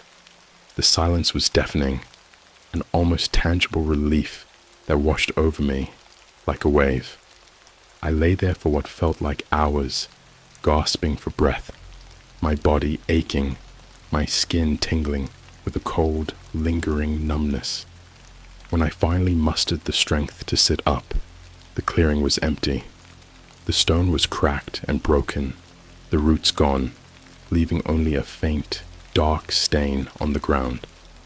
I staggered to my feet, feeling like a ghost, like something had been taken from me, something I couldn't quite name. The forest was silent, the air still, but the metallic smell lingered, a faint, unsettling reminder of what had happened. I made my way back to my house, my mind numb, my body exhausted. As I stepped inside, I glanced at the mirror in the hallway and froze.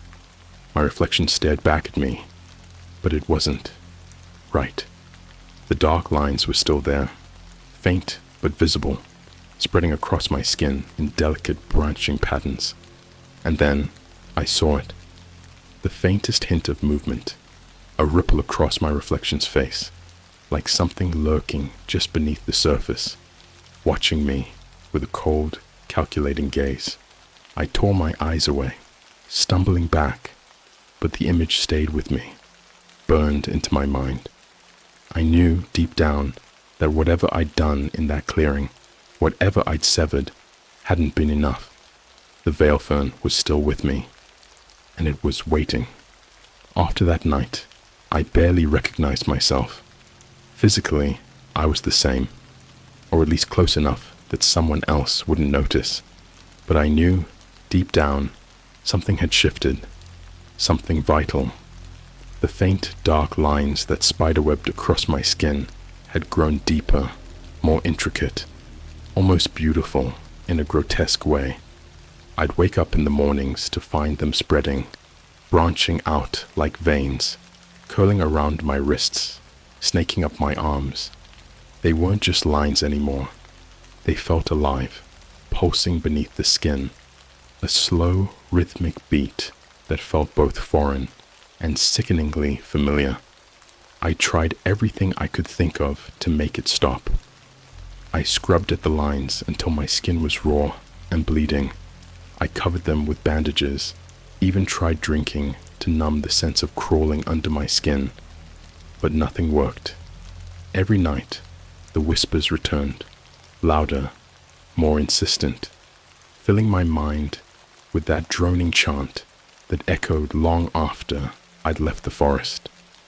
They weren't just in my head anymore. They had become part of me, a constant hum just beneath the surface, an unending reminder of the vile fern's curse. After days of torment, I finally broke down and reached out to Dr. Harris. I don't know what I was hoping for. Maybe some miracle. Maybe just someone to confirm that I wasn't losing my mind.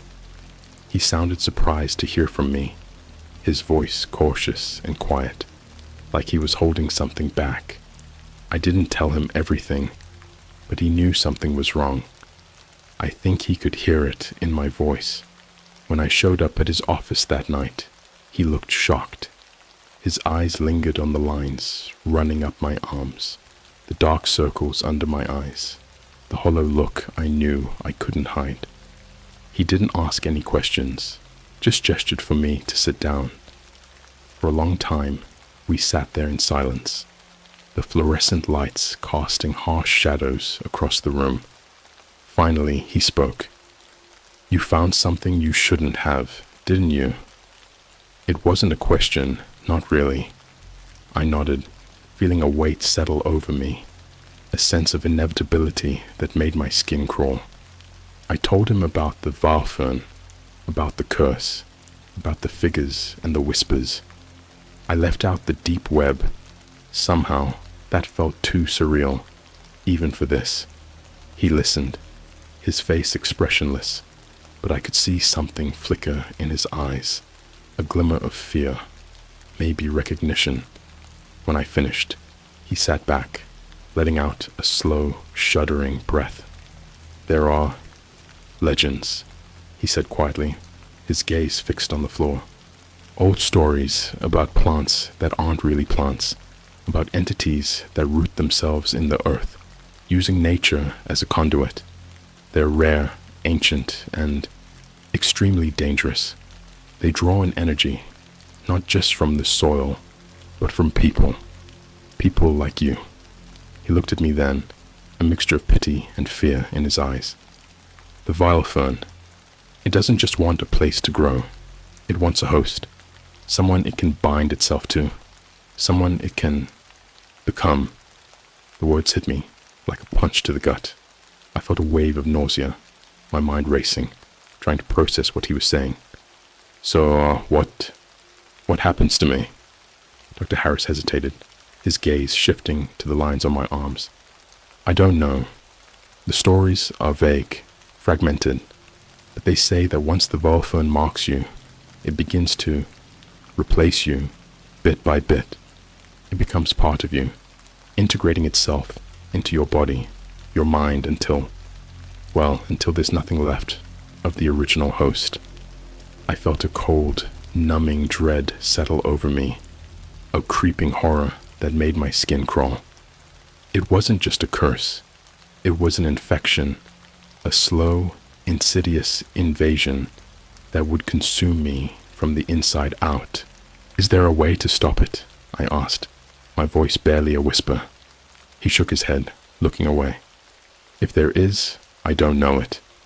Once the vile fern takes root, it doesn't let go. It's patient. It waits, feeding on your fear, your energy, until you're too weak to resist. Then, when it's ready, it completes the transformation."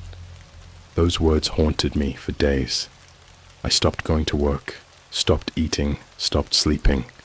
The lines were spreading faster now, weaving across my skin in intricate patterns that seemed to shift and move when I looked at them too long. I could feel it under the surface, a presence, a dark, insidious force that pulsed in time with my heartbeat. Every night, the whispers grew louder, clearer, filling my mind with a language I didn't understand, but somehow felt drawn to. And then, one night, I understood them. It was like a door opening in my mind, a sudden, overwhelming flood of knowledge that wasn't my own. The whispers weren't just sounds. They were words, dark and ancient, a language that spoke of hunger, of roots and shadows, of a need to grow, to spread, to consume. I could feel the Velfern's thoughts, its desires, seeping into my mind, twisting my thoughts, filling me with a strange, inexplicable urge to obey. I fought against it, clinging to the last remnants of myself, but it was like trying to hold back a tide. The Velfern was inside me now, part of me, a living, breathing entity that pulsed in time with my heartbeat, drawing strength from my fear, my desperation. I could feel it feeding, growing stronger with every passing day, its roots digging deeper, spreading through my mind, my soul. One night, as I lay in bed, drifting in and out of a restless, dreamless sleep, I felt a strange sensation, a warmth radiating from the lines on my skin, a soft, almost comforting heat that lulled me into a drowsy haze. I tried to resist, but it was like a gentle lullaby, soothing and seductive, pulling me under, deeper and deeper, until I could no longer tell where I ended and it began. When I woke up, I felt different. The lines on my skin were darker now, almost black, branching out in intricate patterns that covered nearly every inch of my body. I could feel them pulsing beneath the surface, a steady rhythmic beat that matched my own heartbeat, but stronger, more insistent. The whispering was gone, replaced by a quiet, pervasive hum, a presence that filled me with a sense of calm, a strange, detached serenity. I stood up, feeling a strange lightness, a sense of purpose that wasn't my own. I looked in the mirror, and for the first time, I saw the Velfern looking back at me, not just in the lines on my skin, but in my eyes, my expression, a subtle shift that made me look different, colder, more distant, like I was a stranger in my own skin. And then I felt it, the Velfern's will whispering in my mind, guiding my thoughts, filling me with a need to spread, to grow, to take root in new soil. I felt my feet moving on their own, carrying me to the door, out into the night, the cool air prickling against my skin. I walked down the empty streets, guided by an instinct that wasn't mine, a compulsion that drove me forward, deeper into the town, toward places I knew but no longer recognized. I don't remember how long I walked or where I went. All I remember is the feeling, the sense of belonging, of purpose, a quiet, all-consuming desire to grow, to spread, to plant the Velfern's roots in every corner of the earth. I was no longer myself, no longer a man, but a vessel, a host, a conduit for something ancient and powerful, a force that was as old as the earth itself. When I finally returned home, it was dawn. I stood in my backyard, the soft morning light casting a pale glow over the grass, the trees, the earth that now felt like part of me. I could feel the Velfern pulsing beneath the surface, its roots spreading through my body, my mind, filling me with a sense of peace, of completion. I knelt down, digging my hands into the soil, feeling the cool earth between my fingers, the soft, welcoming embrace of the ground.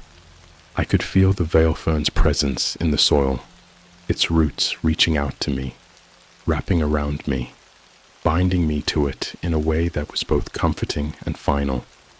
And as I knelt there, my hands buried in the earth, I felt a new whisper, soft, insistent, like the first shoots of a plant breaking through the soil.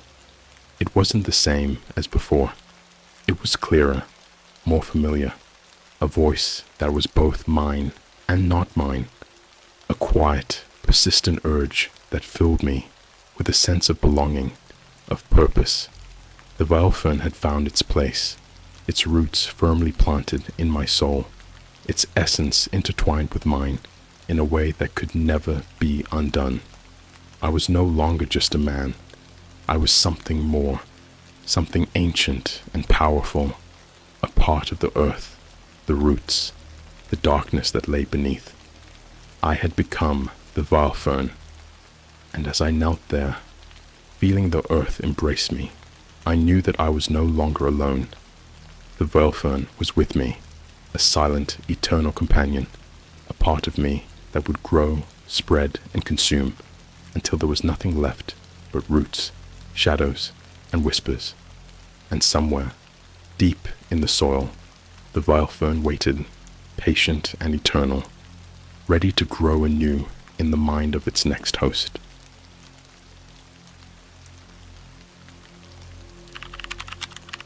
I'm a teacher for a private school. The dark web claims it's a front for brainwashing experiments. Recently, my students started calling me teacher in a language I don't understand. Let me start by saying, I never thought I'd be the kind of person to end up in a situation like this. I'm just a regular guy, early 30s, single, and at the time, desperate for a teaching job after moving to a new city. The private school that hired me was small, a little too small, and definitely too well funded for the handful of students they claimed to serve. You know how you get that gut feeling sometimes, like something's off, but you can't put your finger on it? Yeah, I had that the second I stepped into the school's office for my interview. Everything was spotless, like eerily spotless. The walls were so white they almost glowed, and the air smelled faintly of disinfectant, like a hospital. I joked about it being immaculate to the receptionist, but she just gave me a blank smile. No response. My interviewer was the principal, a woman named Dr. Clara Wren. Her face reminded me of those porcelain dolls my grandmother used to collect. Ageless, but in a way that didn't feel natural. She had this way of staring at you just a beat too long after you'd finished talking, like she was waiting for something you didn't know you were supposed to say. But hey, the pay was almost double what I'd made at my last job, and I didn't have to deal with overcrowded classrooms or half-dead fluorescent lights buzzing over my head. My hesitation evaporated when she said, "We take care of our own here." Fast forward a few weeks. I'd started settling in. The students, there were only 12 of them, all between 9 and 12 years old, were odd, to say the least. Polite, sure. Too polite, like little robots. They sat perfectly straight, raised their hands at exactly the same angle, and spoke in short, clipped sentences. And when I asked them questions that required some creativity, like, "What's your favorite hobby?" they'd pause, like they were buffering before answering, with something generic, like reading or learning. But I brushed it off. Maybe they were just over-disciplined, or their parents were strict. This was a private school, after all, and that kind of vibe wasn't unheard of. The weirdness started ramping up when I noticed the cameras. There were so many cameras in every classroom, every hallway, even the staff break room. I joked to a fellow teacher, Mr. Lyle, that the school must have spent their entire budget on surveillance. He just chuckled nervously and said, "It's for security." Here's the thing though, there was nothing to secure. The school was in the middle of a quiet suburb, surrounded by tall iron gates with a single entrance. We didn't even have a janitor because, as far as I could tell, the place never got dirty. I once accidentally dropped a pen during class, and by the time I bent down to pick it up, it was already gone. I didn't even hear anyone come in. The rabbit hole begins. Now, I wouldn't have thought too much of all this if it weren't for a random comment from a friend over drinks one weekend. I was complaining about how stiff and formal the school was, and he laughed and said, "Careful, man. Sounds like one of those places you read about on the deep web. Secret experiments, brainwashing kids, that kind of thing. We both laughed it off. But that night, his words kept rattling around in my head. I was never into conspiracy theories, but curiosity got the better of me. So, like an idiot, I decided to look it up. After a bit of digging, I found a thread on some obscure forum claiming the school, my school, was a front for a behavioral conditioning experiment. According to the posts, the students weren't normal kids. They were orphans, acquired from overseas, and the school was allegedly testing some kind of program to create the perfect citizen. The thread even had blurry photos of the school's entrance and the same pristine hallways I walked through every day. Most of the comments were people calling it fake, but one user stood out. Their username was just a string of numbers, and their post read, "They call the teachers instructor in public. Behind closed doors, they have another word. If you hear it, get out." At that point, I figured I'd gone too far down the rabbit hole. It was probably just some troll trying to freak people out. But, once you've seen something like that, it's hard to unsee it. The next morning, as I walked into class, I started paying closer attention. The kids were still their usual robotic selves, but there were moments, little cracks in their perfect facade, that made my stomach churn.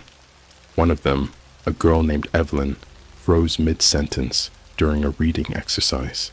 Her eyes widened like she was in pain, but her face stayed completely blank. I asked if she was okay, and after a long pause, she just said, "I'm fine, instructor," and kept reading. A new name. That's when it started. Over the next week, the students stopped calling me Mr. Harper. Instead, they all began using instructor. It wasn't weird at first. I thought it was just some school rule I hadn't noticed before. But then it changed again. One day, as I was helping a boy named Lucas with a math problem, he looked up at me and said something I didn't understand. It sounded like protathar, or something close to that. I asked him to repeat it, but he just stared at me, unblinking, until I moved on.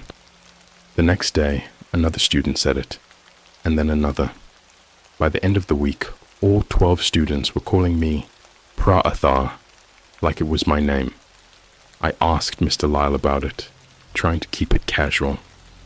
His face went pale, and he muttered something about it being just a phase.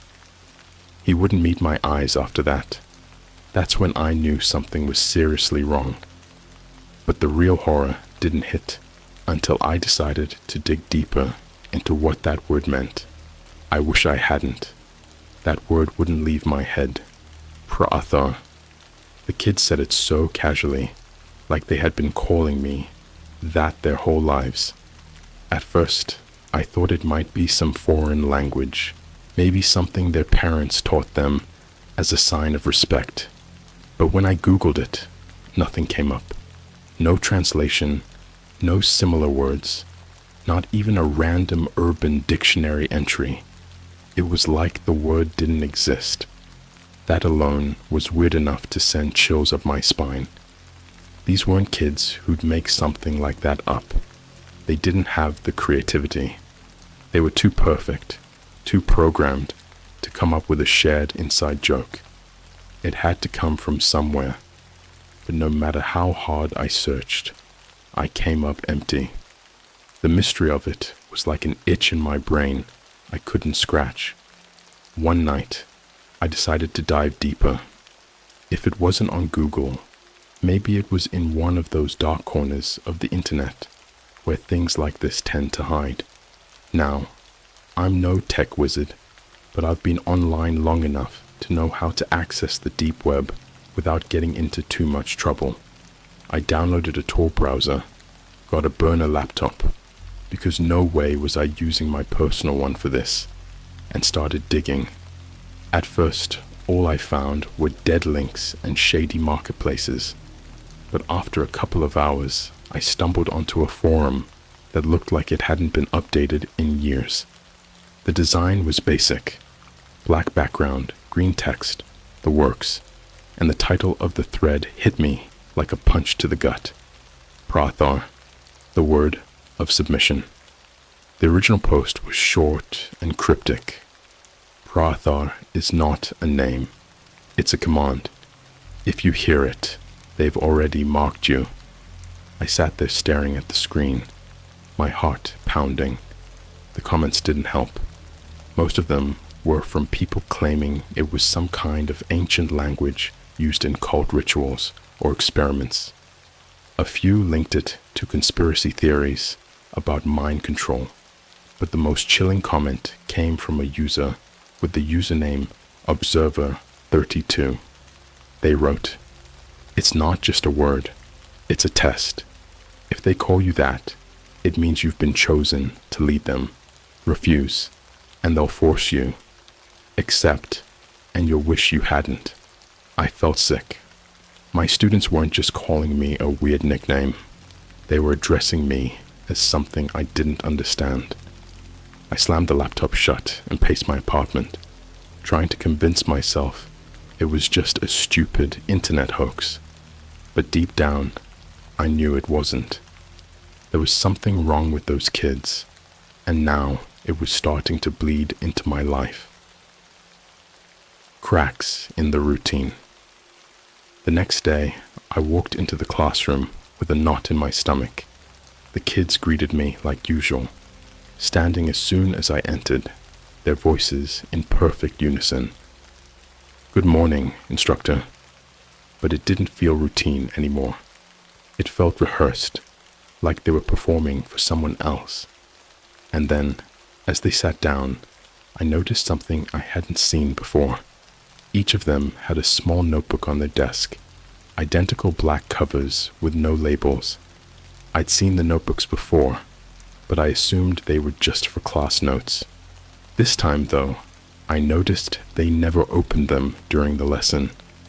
Not once. During lunch, when the kids were outside, always in perfect lines, by the way, like little soldiers, I stayed behind to take a closer look. I knew I shouldn't. Something about those notebooks felt private, forbidden, but curiosity got the better of me. I opened one, belonging to Evelyn, the girl who'd frozen mid-sentence the other day. What I saw didn't make sense. The pages weren't filled with notes or doodles or anything remotely normal for a kid her age. Instead, they were covered in strange symbols, almost like hieroglyphics. They were written so precisely, it was as if a machine had drawn them. Among the symbols, I noticed one phrase repeated over and over again. Praathar. I opened Lucas's notebook. Same thing. Symbols, symbols, Praathar. It was in every notebook, written dozens, no, hundreds of times. I felt like I was going to throw up. The handwriting didn't even look like a child's. It was too neat, too deliberate, like they'd been trained to write the same thing over and over until it was perfect. The observation room. I decided I had to confront Dr. Wren. Whatever was going on, she had to know about it. But when I got to her office, she wasn't there. In fact, the entire administrative wing was empty, which was odd for a Friday afternoon. Normally, the office staff stuck around until after the last bell. As I wandered through the eerily silent hallways, I found a door I'd never noticed before. It was tucked away behind a staircase, unmarked and locked with a keypad.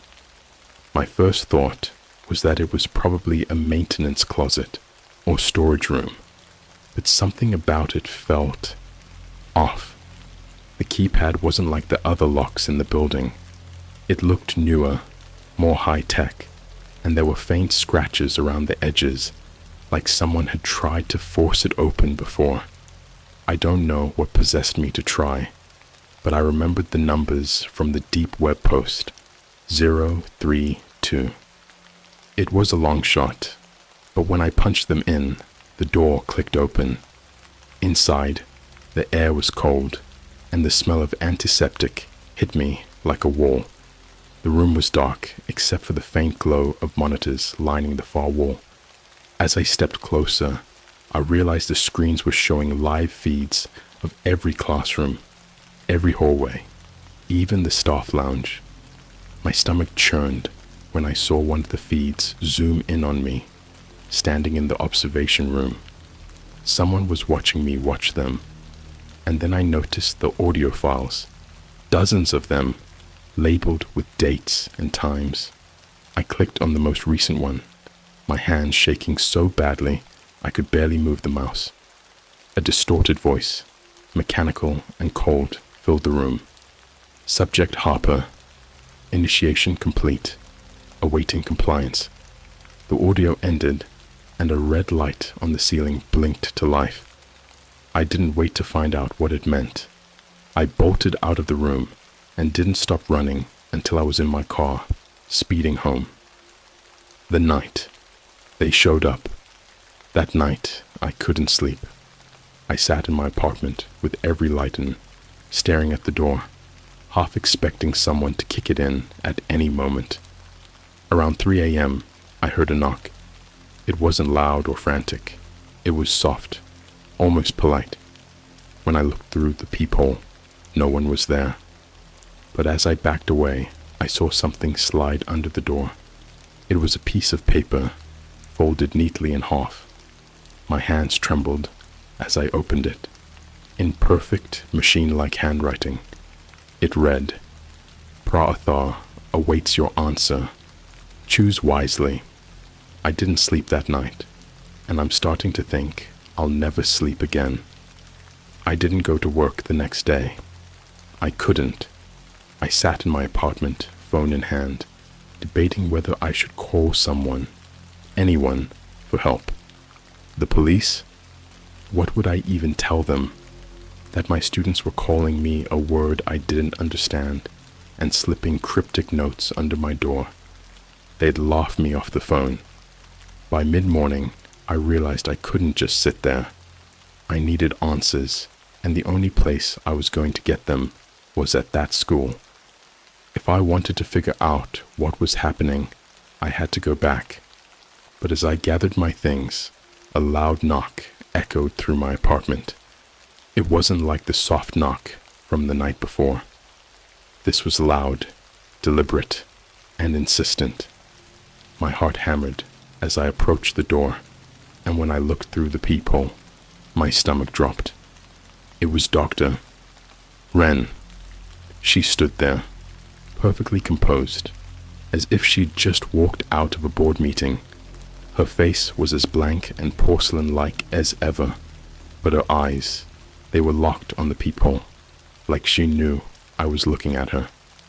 "Mr. Harper," she called, her voice calm but unnervingly firm. "I believe we need to have a conversation." I didn't answer. My instinct screamed at me to stay silent, stay hidden, but her presence was suffocating, even through the door. After a moment, she tilted her head slightly, as if she could see right through the wood. "Don't make this more difficult than it needs to be," she said. "You've already been chosen. Running won't change that." My blood ran cold. I backed away from the door, but she must have heard my movement because her tone sharpened. "Open the door, Mr. Harper. You won't like what happens if you don't." I retreated to my bedroom, locked the door, and grabbed the heaviest thing I could find. A baseball bat I kept under the bed. My breathing was so loud, I was sure she could hear it, but after a few moments, the knocking stopped. When I finally worked up the courage to check, she was gone. The email. I couldn't stay in my apartment after that. I grabbed a bag, threw in some clothes, and left without a plan. I didn't even take my car.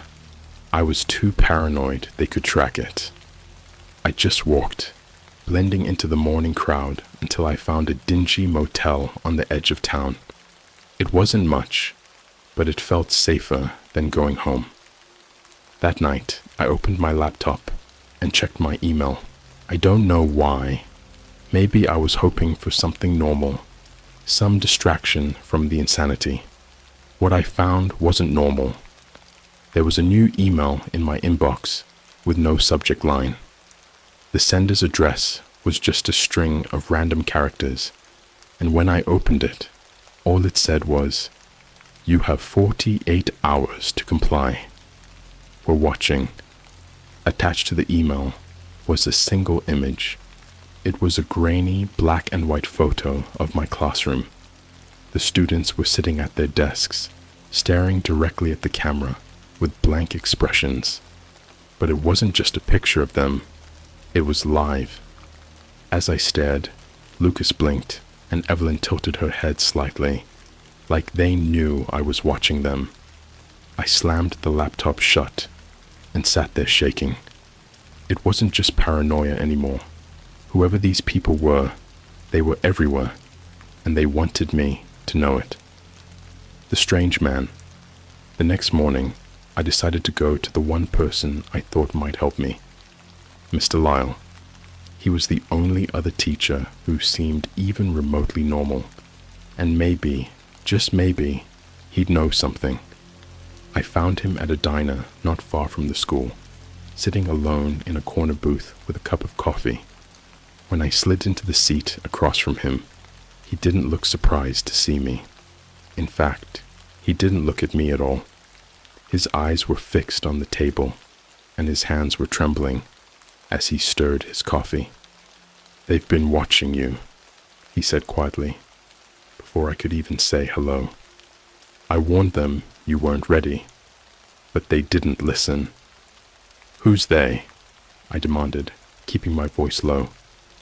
"What the hell is going on?" Mr. Lyle finally looked up, and the fear in his eyes made my skin crawl. "You're not supposed to ask questions. That's the first rule. You do what they say, and you don't ask questions." "What is Prathar?" I asked, the word tasting sour in my mouth. His face went pale, and he shook his head violently. "Don't say it out loud. They'll hear you." "Who? The school? Dr. Wren?" "It's not just the school," he whispered. "It's bigger than that.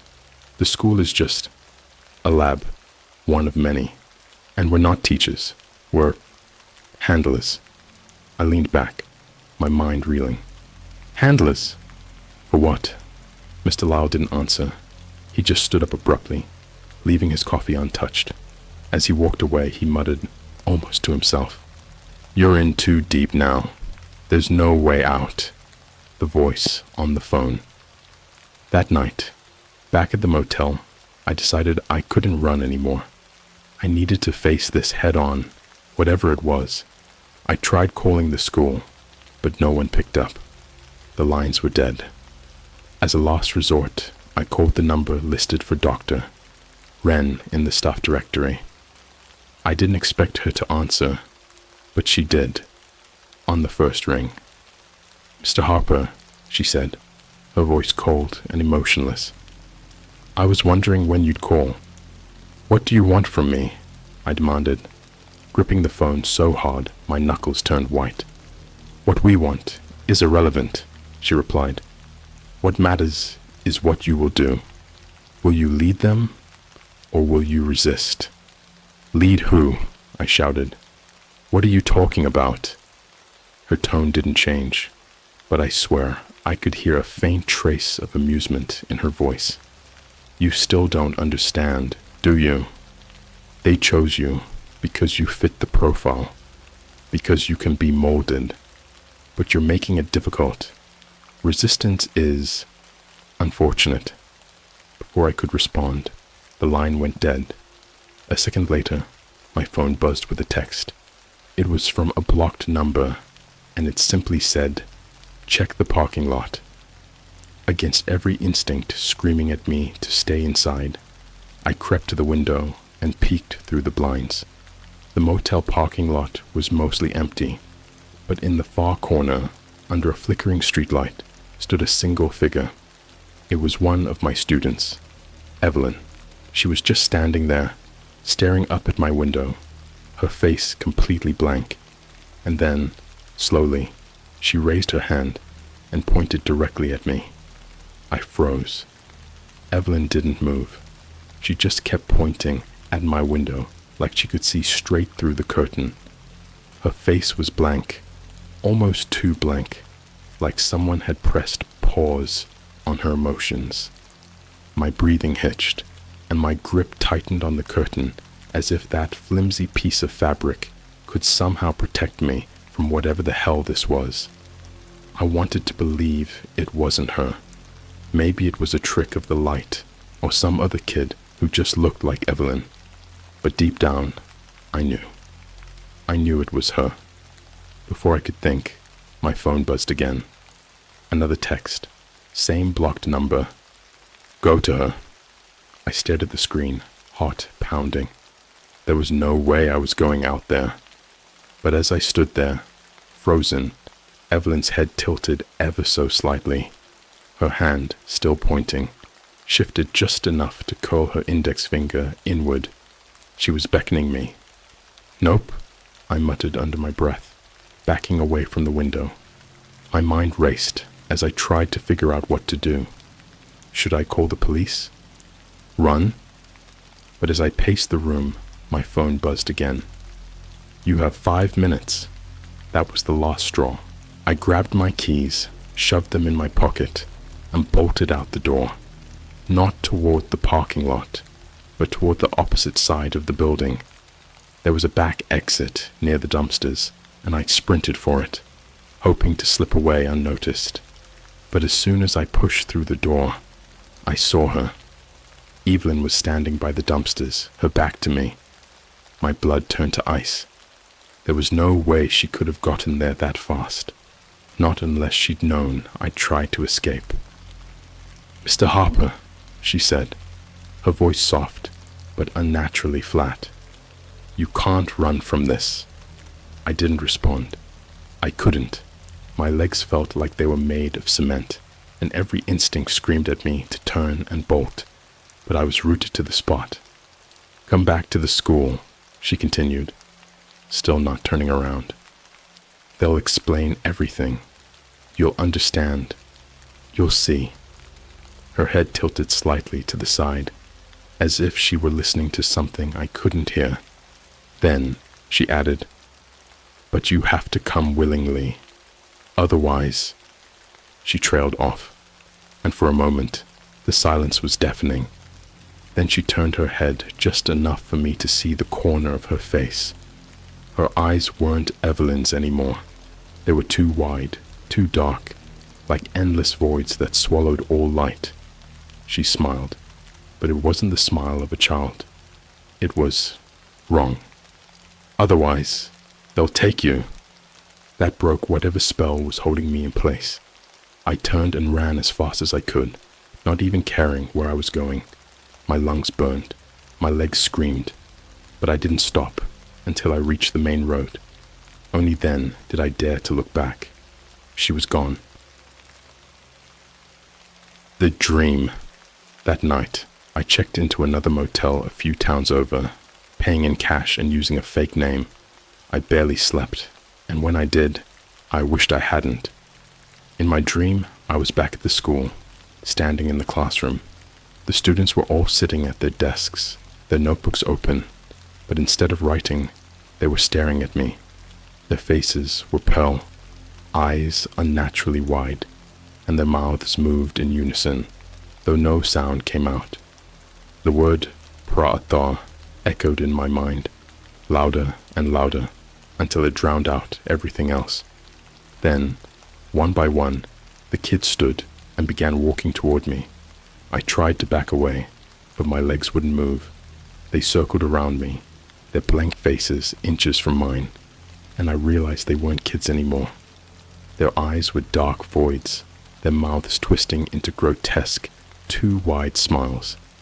You've been chosen, they whispered in unison. Lead us, or fall. I woke up drenched in sweat, my throat raw from screaming.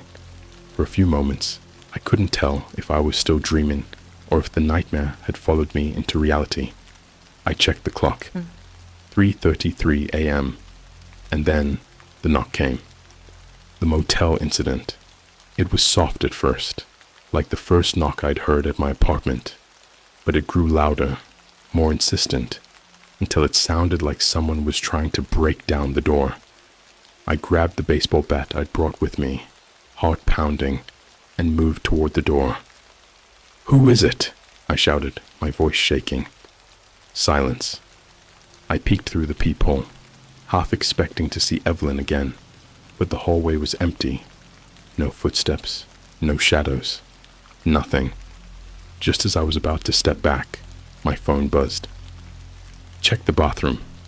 My blood ran cold. Slowly, I turned toward the bathroom door.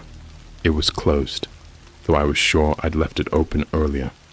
The air felt heavier, and a faint buzzing noise filled my ears, like static. I tightened my grip on the bat and pushed the door open. The bathroom was empty, but the mirror was fogged up, like someone had just taken a hot shower. On the glass, written in what looked like finger smudges, was a single word. Pra-athar. I stumbled back, nearly tripping over myself, and that's when I noticed something else. The shower curtain was drawn closed. My chest tightened as I stared at it, the buzzing in my ears growing louder. I could feel something, someone, standing behind it, waiting. I wanted to run, but my legs wouldn't move. Slowly, as if in a trance, I reached out and yanked the curtain open. Nothing. The tub was empty. But as I stood there, trembling, I noticed my reflection in the mirror. My face was pale, eyes bloodshot, but it wasn't my face. It was off, distorted somehow, like a funhouse mirror version of myself. And behind me, faint but unmistakable, was Evelyn. She was smiling, the choice. The next morning, I knew I couldn't run anymore. Whatever was happening, it wasn't going to stop until I faced it. The school wasn't just a place. It was a trap, a web I'd been caught in the moment I took that job. And now, I had two options. Go back and confront them, or keep running until I lost what little sanity I had left. I decided to go back. Before I left, I checked my email one last time. There was a new message from the same random sender. This one was longer, almost a manifesto. "You were chosen because you are malleable. You were chosen because you have no ties, no anchor to resist what we need you to become. The children are not what they seem. They are vessels. You are their guide. Accept this, and you will find peace. Reject it, and you will not survive." I closed the laptop, heart racing, and headed for the school.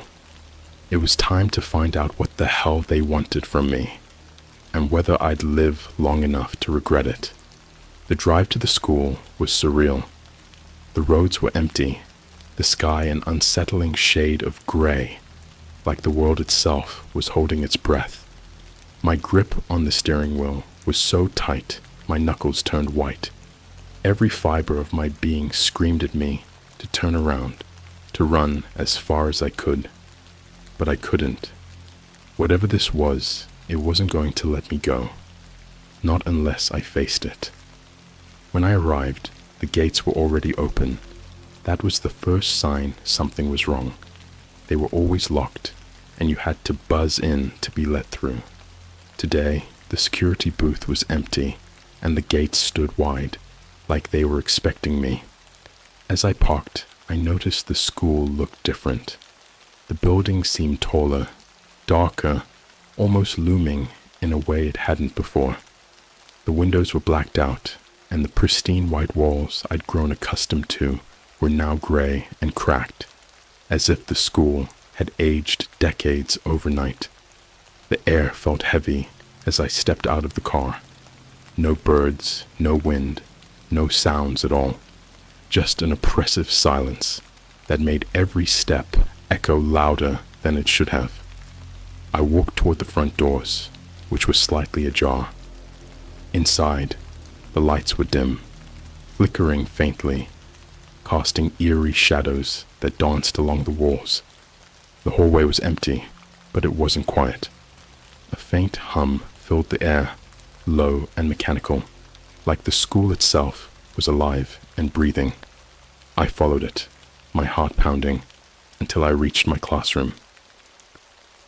The students' transformation, the door was wide open, and the sight inside stopped me in my tracks.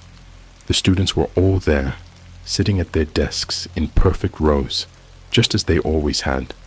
But something was different. Their skin was pale, almost translucent, and their eyes were gone. In their place were deep, empty sockets that seemed to pulse faintly with a sickly light. They sat unnaturally still, like statues, except for their heads, which all turned to face me the moment I stepped into the room. "Mr. Harper," they said in unison. Their voices were monotone, hollow, but layered, like there was something else speaking through them. I didn't respond. I couldn't. My throat was dry, and my legs felt like they might give out at any second. Evelyn stood up slowly, her movements stiff, as if she were being puppeteered. She walked to the front of the class and stood there, staring at me with her eyeless sockets. "You came back," she said, her voice softer, but no less unsettling. "We knew you would. What do you want from me?" I managed to choke out. Evelyn tilted her head, that unnatural smile spreading across her face. "It's not what we want. It's what you are." Before I could ask what that meant, the humming grew louder. The room began to shake, the walls vibrating as the lights dimmed even further. The students stood, one by one, their movements jerky and mechanical. They began chanting, their voices blending into a single, deafening word. "Pra'athar." The word filled the room, echoing in my head, growing louder and louder until it was unbearable. I fell to my knees, clutching my ears. But it didn't help. The sound wasn't just external. It was inside me, burrowing deep into my mind, twisting something I couldn't understand. The revelation. When the chanting stopped, the silence was almost worse. I looked up and saw Dr. Wren standing in the doorway. Her face was calm, serene, but her eyes, they glowed faintly, the same sickly light as the students' sockets. "It's time, Mr. Harper," she said, her voice almost soothing. "You've been chosen to lead them." "Lead them where?" I shouted, my voice breaking. "What are they? What am I?" Dr. Wren stepped closer, her porcelain face eerily blank. "The children are vessels," she said. "They are not individuals. They are pieces of a greater whole, waiting for their shepherd to guide them." I shook my head, scrambling back. "Number, this is insane. I'm not a shepherd. I'm a teacher. I'm just a teacher." "You were never just a teacher," she replied. "The moment you stepped through our doors, you became part of something far greater than yourself.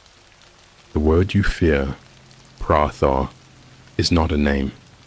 It is an invocation, an awakening." I tried to stand, but my legs wouldn't cooperate. The students began moving toward me, their empty sockets glowing brighter with every step. The hum in the air grew louder again, and I realized it was coming from them. It was their voices, blending into one, vibrating with an energy I could feel in my bones. Dr. Wren knelt beside me, her cold hand resting on my shoulder. "Accept your role, and you will understand. Resist, and you will be consumed." I wanted to scream, to fight, but I couldn't move. The students were surrounding me now, their hands reaching out, their hollow faces inches from mine. The light from their sockets engulfed me, and for a moment, everything went white. The awakening. When I opened my eyes, I was no longer in the classroom. I was standing in an endless, featureless void, the ground beneath me glowing faintly with that same sickly light. The students were there, standing in a perfect circle around me, their faces no longer blank. They were smiling, calm, peaceful, as if they'd found whatever they'd been searching for. In the center of the circle stood Evelyn. Her eyes had returned, but they weren't human. They were black voids filled with swirling light, and as I stared into them, I felt something shift inside me. "You see now," she said, her voice echoing through the void. "You are not their teacher. You are their key." "Key to what?" I whispered, though I wasn't sure I wanted the answer. "To the door," she replied, her smile widening. "The door that leads to what lies beyond."